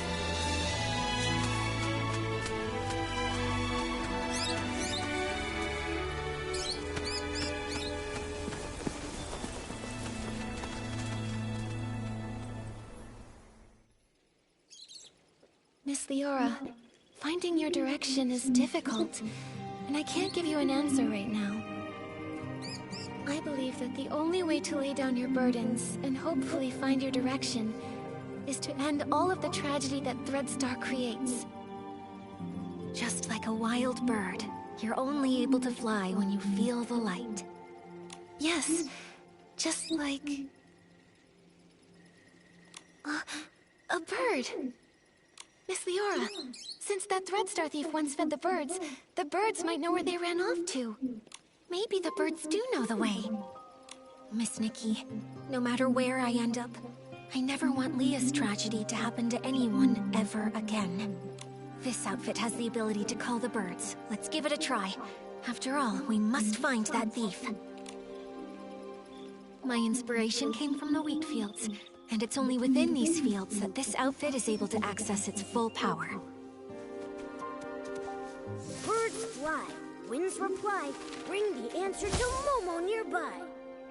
The birds said the piece you fed them was very gentle, but always seemed worried, and kept saying that if they couldn't leave, they would hide in the most unexpected place.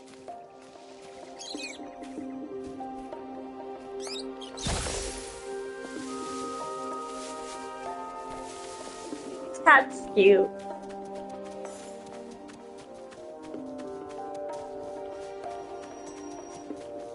Birds fly, winds reply, bring the answer to Momo nearby.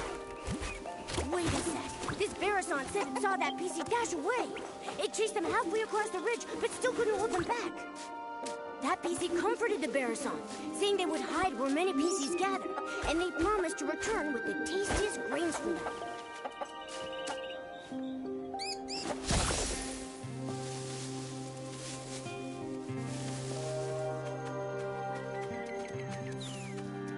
Birds fly, winds reply, bring the answer to Momo nearby. Wow, the PC talked with the birds about how to hide from predators.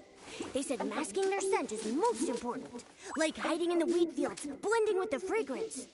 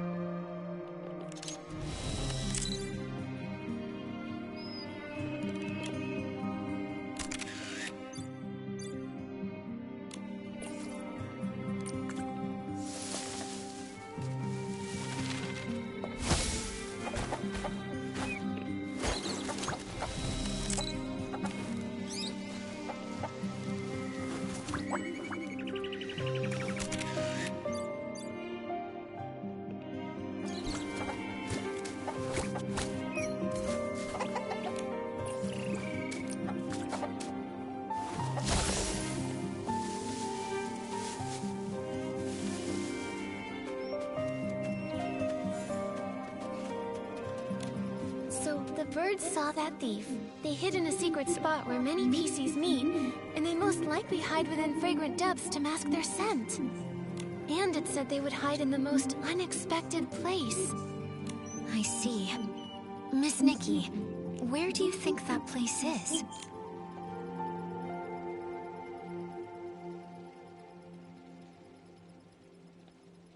Oh, it's Ripple Estate!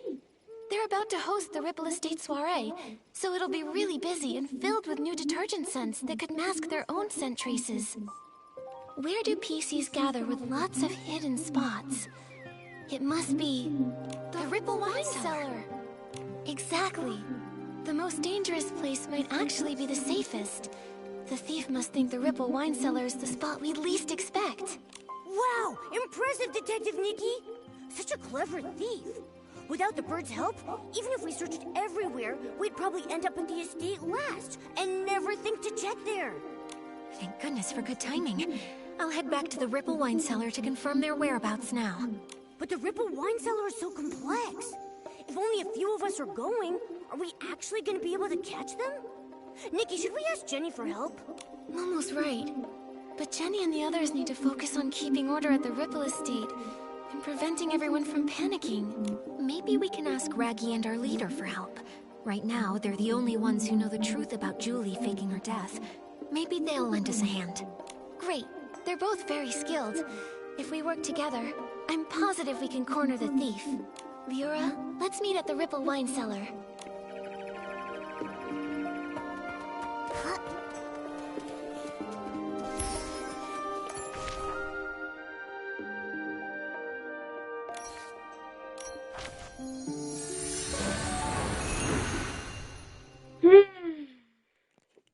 This is getting crazy.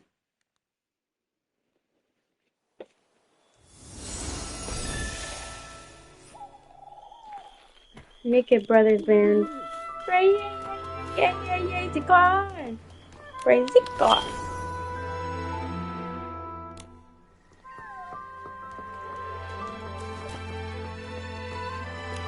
The moment is finally here. Don't worry, Leora. Gordon just reinforced my buttons for me, so I'm feeling super strong. With one punch, I'll make that thief's seams burst wide open. How's everyone doing? Have all the staff inside of the Ripple Wine Cellar been evacuated to safety? Yes, it's already been cleared out.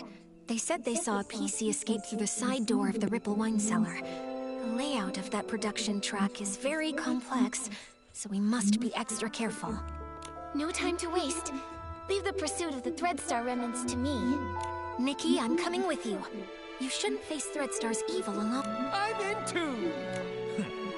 Then I'll stay here and guard. If that brat tries to make a break for it, they'll get a face full of fist. Okay, let's do this.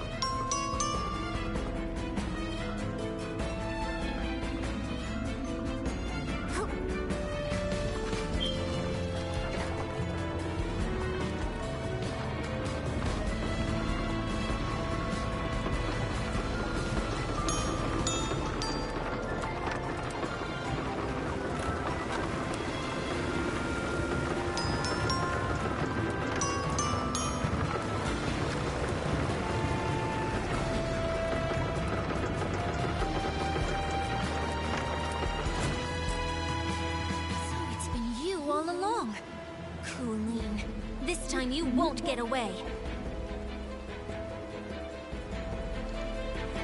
It was Colleen, it wasn't Benny.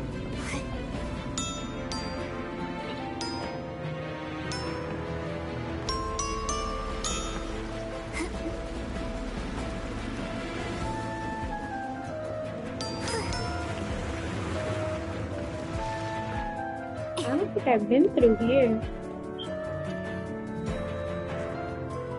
Yeah, no, I definitely haven't been through here.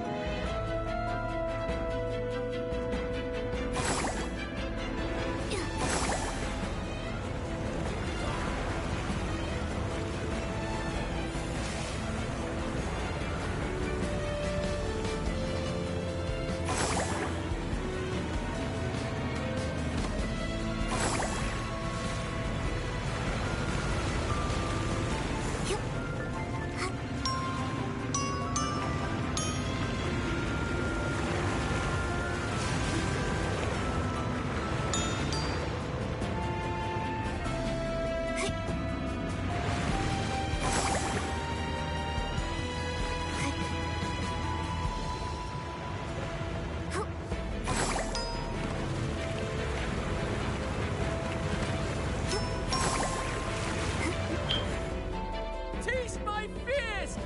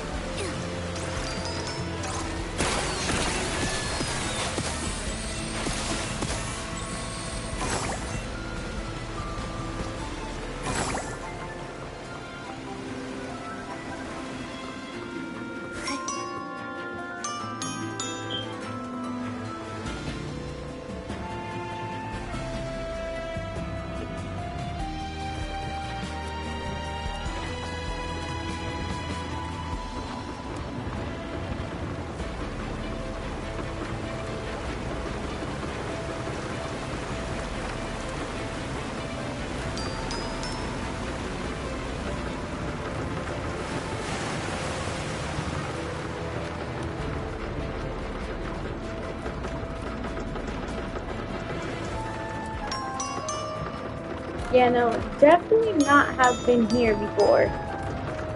This is really different.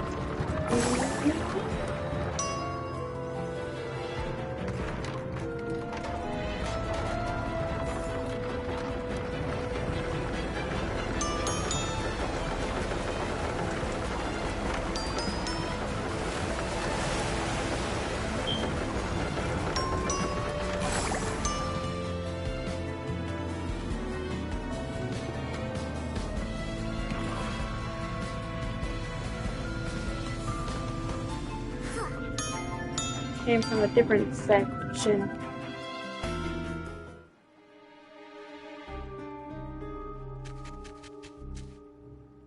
Colleen, you've got nowhere left to run. Tell us where the fabric is, or do you want to taste my fist again? Finally, we've got you. Your Threadstar goons have been so cruel to the PCs. Now it's time for you to pay. Spill it! How did you poison everyone? And how did you steal the suitcase? The entire time the suitcase had been stolen, you were with Tommy and Pommy. Right! Spill it! How'd you pull it off? Nikki, we've been tricked. Those rascals actually dared to come after us, and they even injured Julie! What? Julie is still alive. No way. But the suitcase thief is here, so who's going to attack Madame Julie? You've got accomplices, don't you? You're not the only Threadstar remnants hiding throughout the Ripple Estate. Please don't panic. Madame Julie's only injured. Let's get back to the village. As for you and your accomplice, shh, shh. Neither of you are getting away. Well, that's crazy.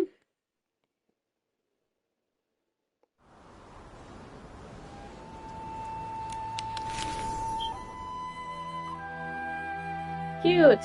Thanks.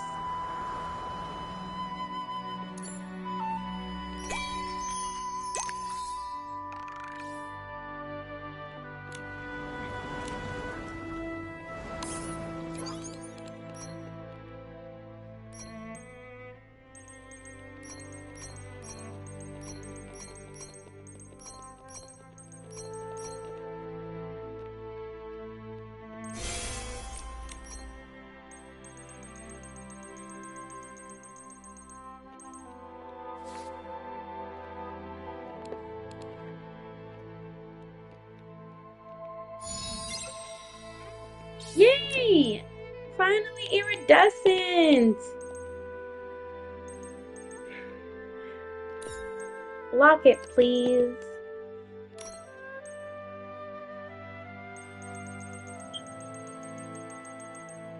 Here is iridescent as well as I need.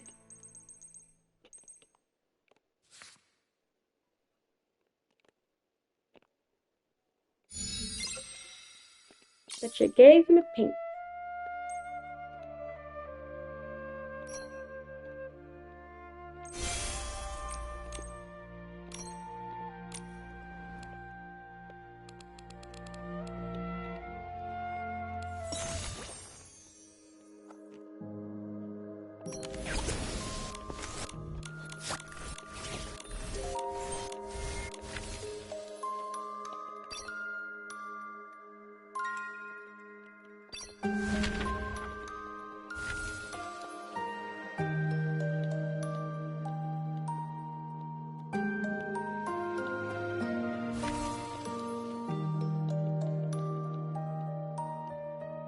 Where are you?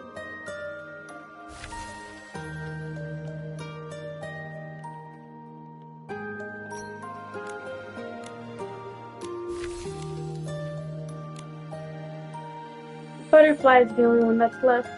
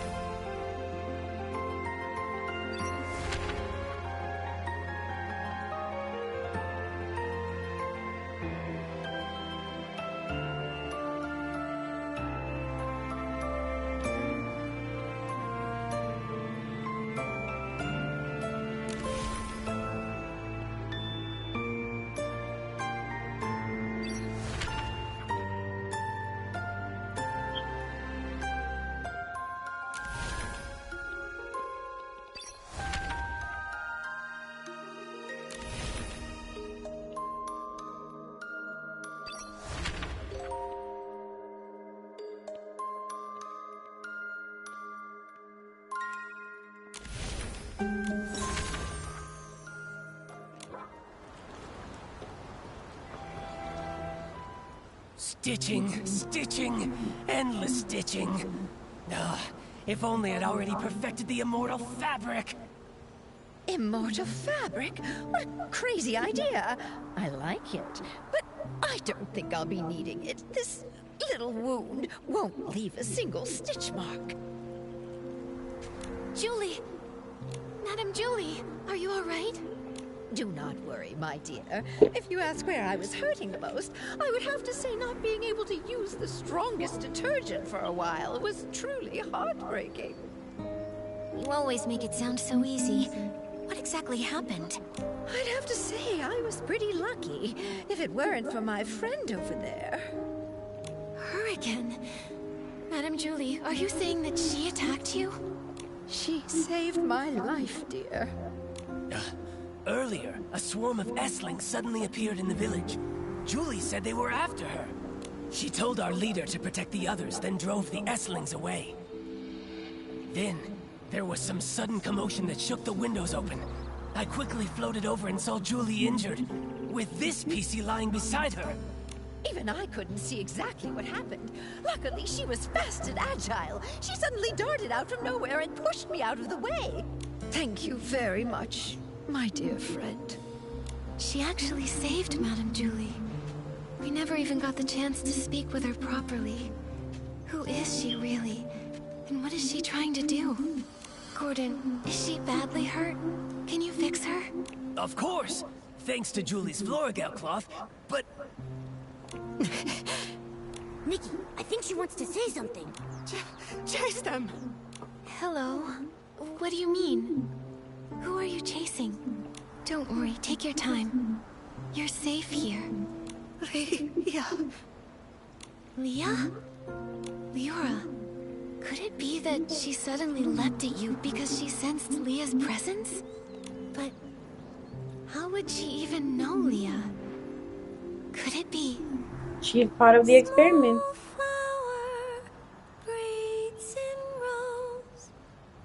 The dreaming child with secrets glows. Wind blows soft on the ridge, sending our song.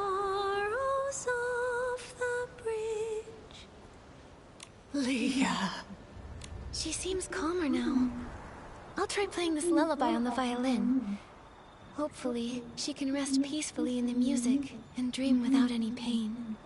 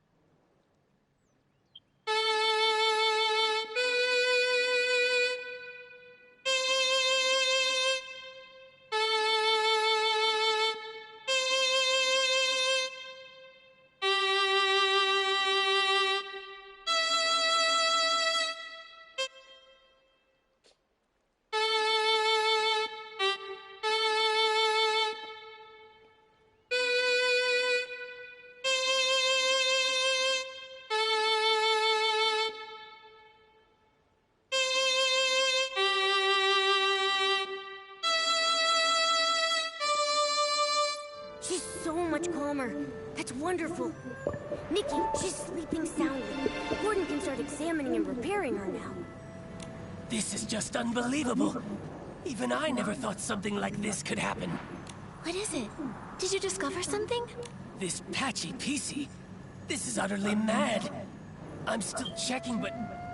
Yes, every single piece of fabric on her body comes from the body of a different PC. That's just like the Thread Star costumes! Leora has a patch from Leah, so she has Leah's memories. With all of those patches, this PC... She must always be dreaming noisy, chaotic dreams, pulled in all directions by countless voices. Sometimes she might suddenly forget who she is, or why she even came here. No wonder she sometimes seems like a completely different PC. The reason she often talks to herself and struggles to connect with others is that her mind is confused and lost. But why would she do this? Or was she made this way by someone else? This is so bizarre. I'm afraid we won't figure it out until she wakes up. And the attack. Only she might have seen the attacker. Speaking of the attack, that pocket watch she's wearing seems broken. It's stuck at 11:18. Could that be the time of the attack? That watch stopped long ago. I took it apart while checking. It's full of dust, and the gears are all stuck together. Then why would she still wear it? Why, indeed. I'll try removing all her patches so there'll be fewer voices inside her. Then you can talk to her original self without all the noise. This will be such an exciting experiment. Sir, this is not an experiment. We're gonna have to go all the way back to Ripple Estate, right? Yes. No. Yes. Back to the evidence board.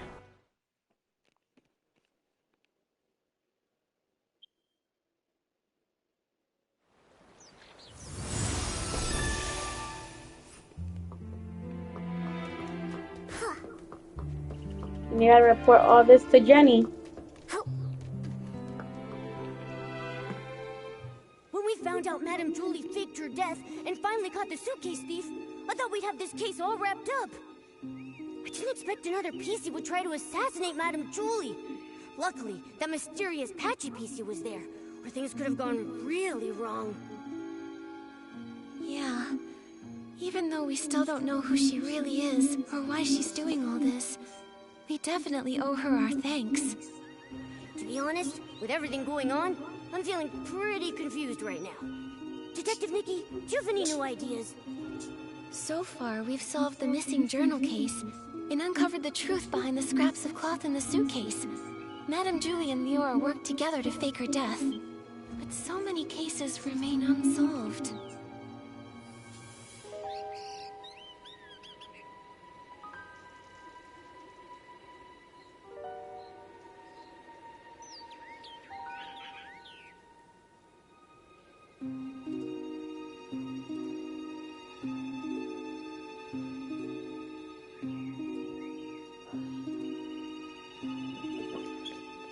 We never managed to catch who poisoned the Dawn's first light detergent.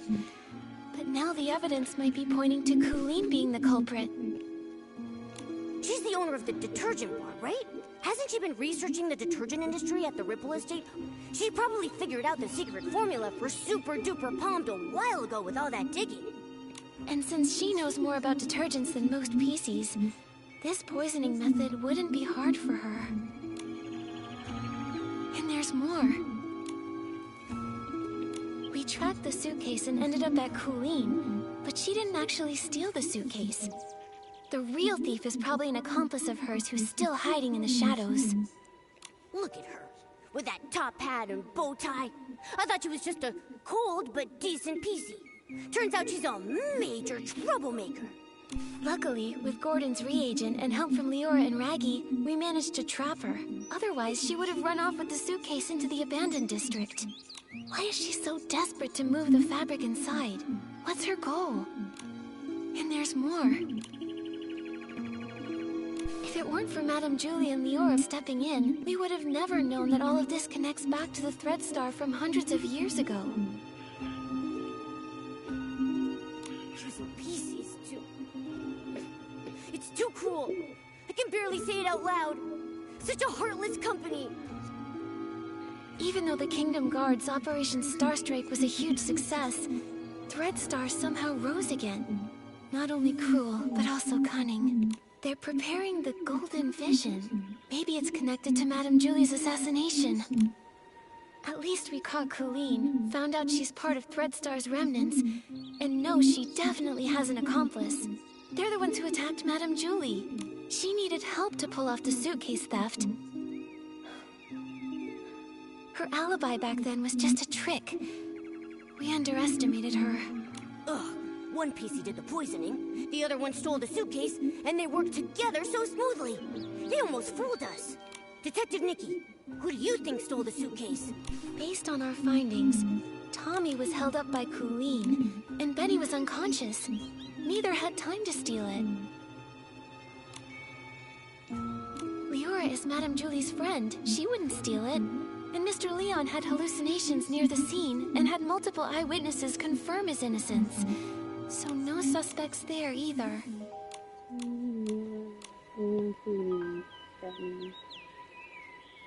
But Colleen didn't have any time either. That only leaves the Patchy PC, right? But she was the one who saved Madame Julie. I still think it's I'm a bit confused now. We must have missed some key information. It seems like the Patchy PC's identity and motive might be the key to all this. Let's hope the truth comes out when she finally wakes up.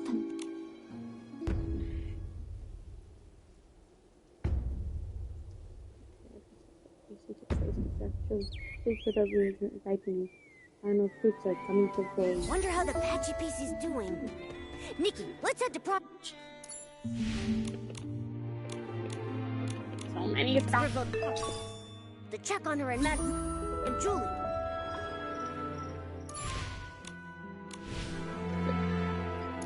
Jesus.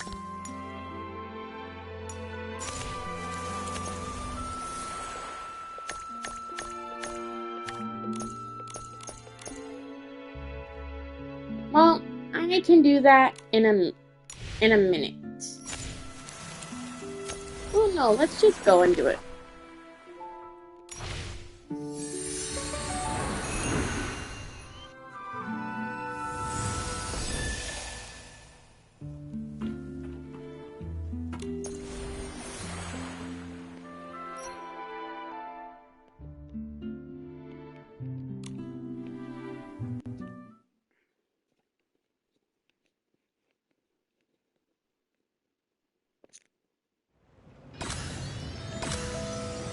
I think after these three, I'm going to leave it at that.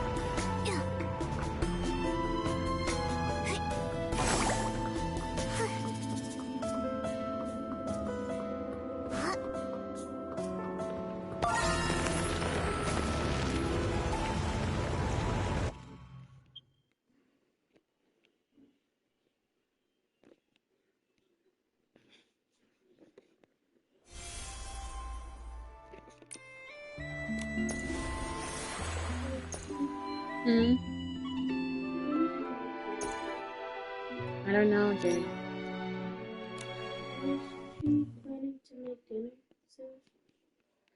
I don't know, Jay.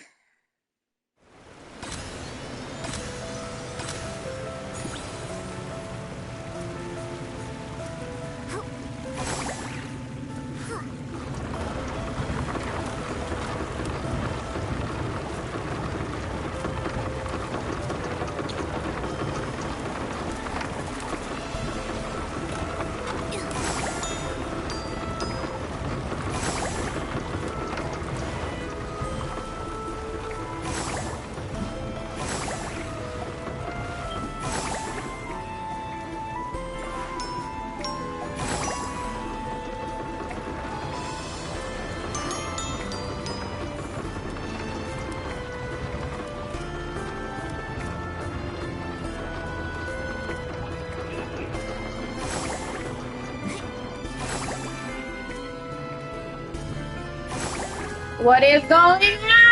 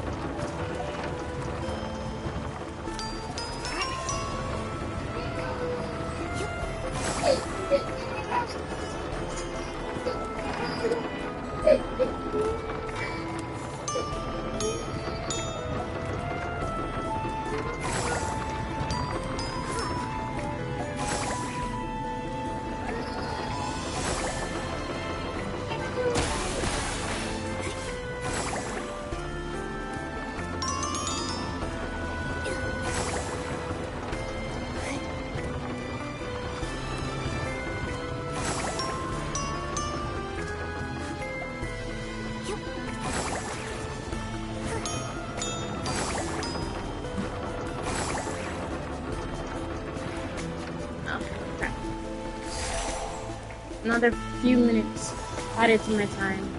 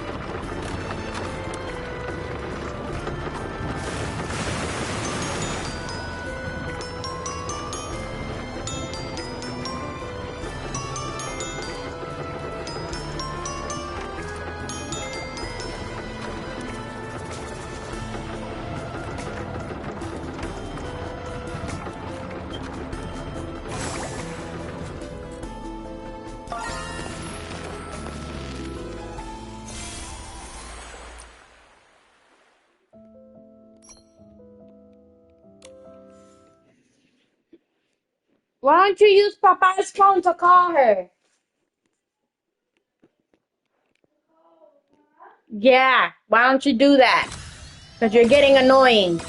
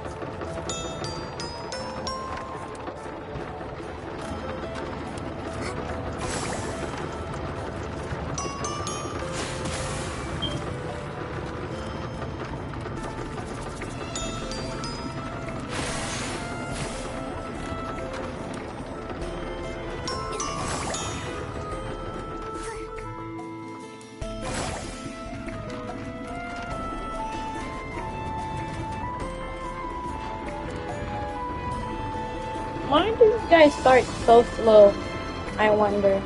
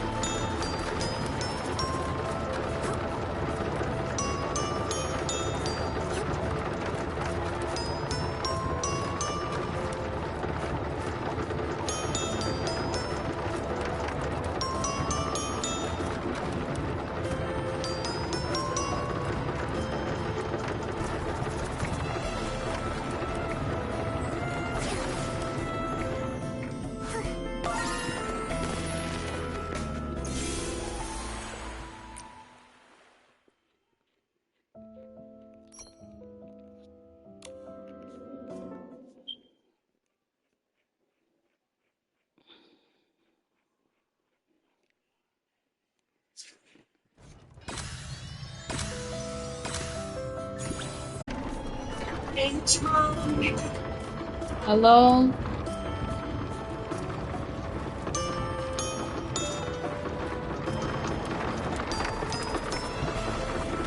No. Yes, Ma. I told you last time that we needed to go grocery shopping for chicken nuggets, and you said, "Oh, I'll do it when we get our food stamps." And you never did the BJ's shopping.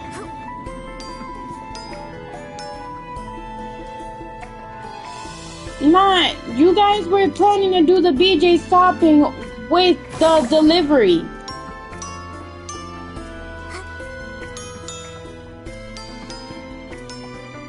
If anything, we only have chicken that we have to fry.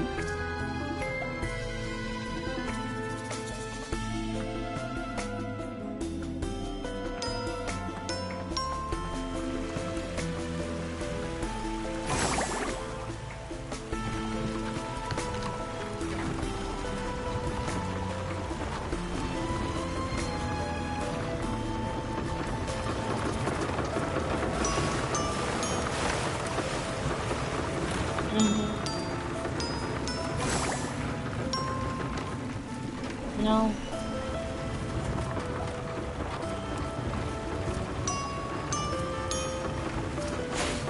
Nope.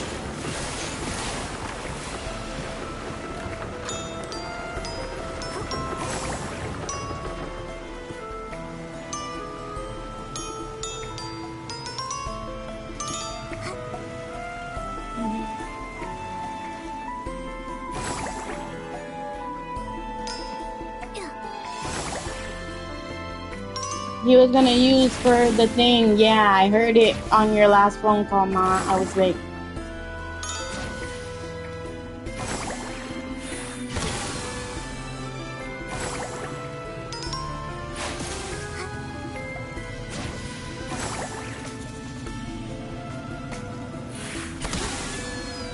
Take him to the bus stop like you always have.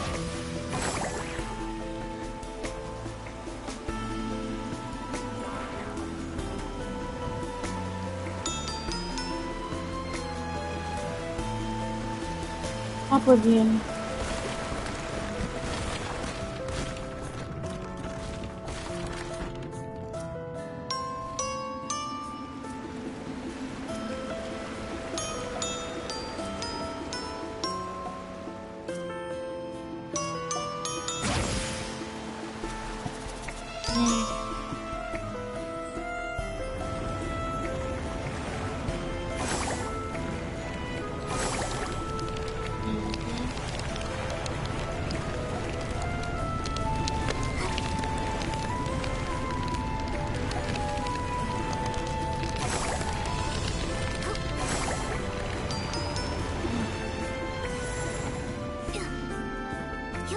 Ma.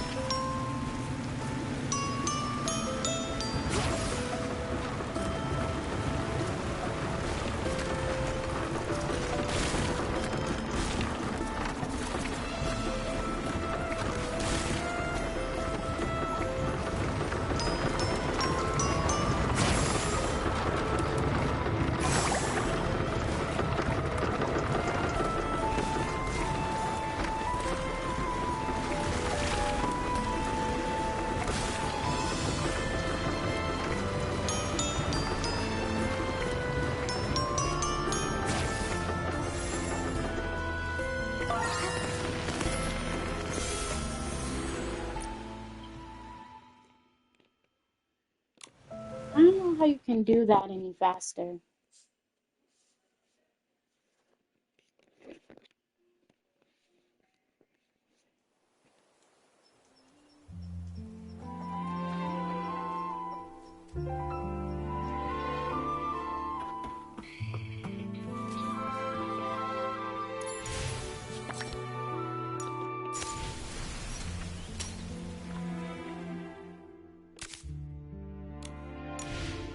Okay, we'll leave it here, I think, for Infinity Nikki.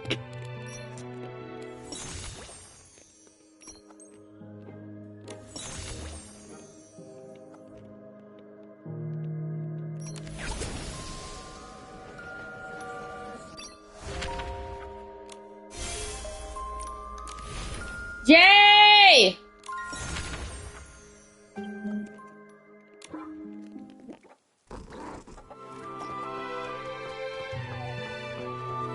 Come here.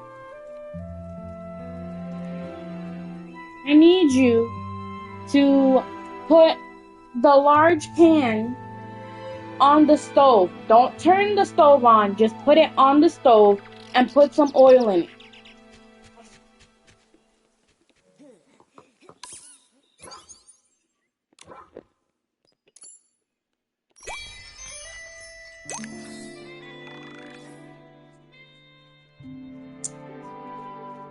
Ugh. Maybe a round of this will do.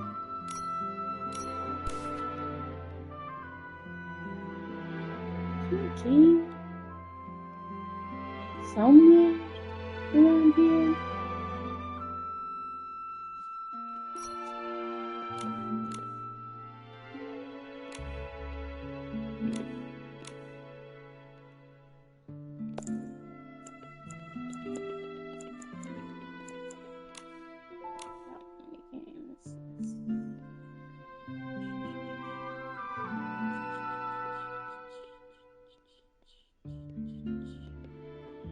There's one right here.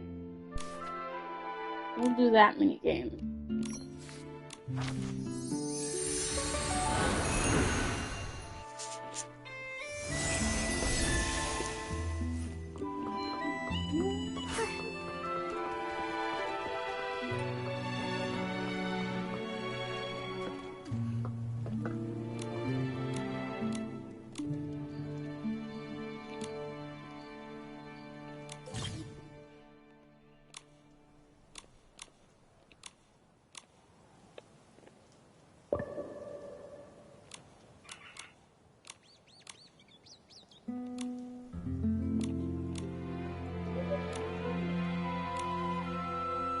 She's in the bathroom. She's in the kitchen.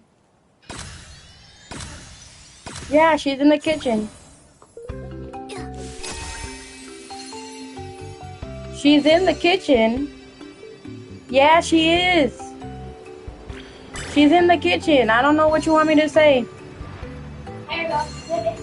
Thanks.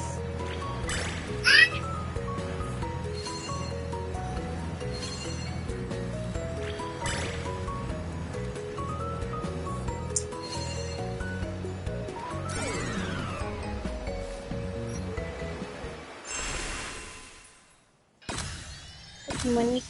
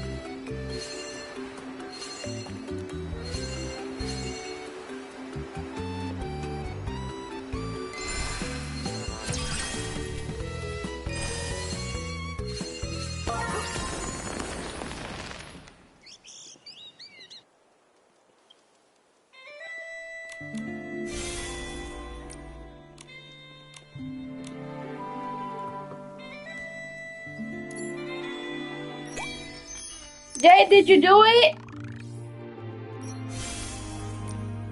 Jay? Jay Ellis?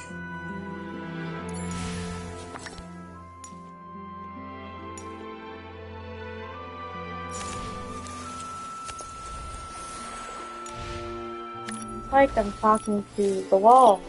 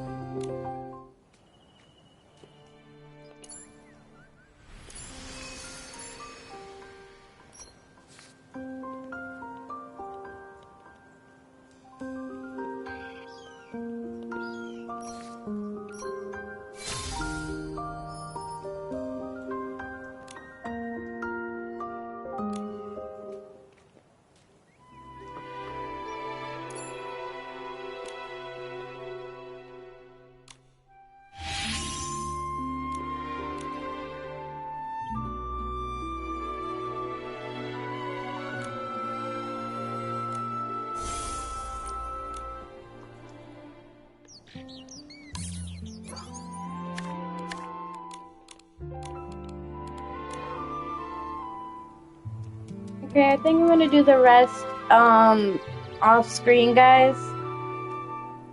I'll come back for Zenless Zone Zero after I make some food for my babies.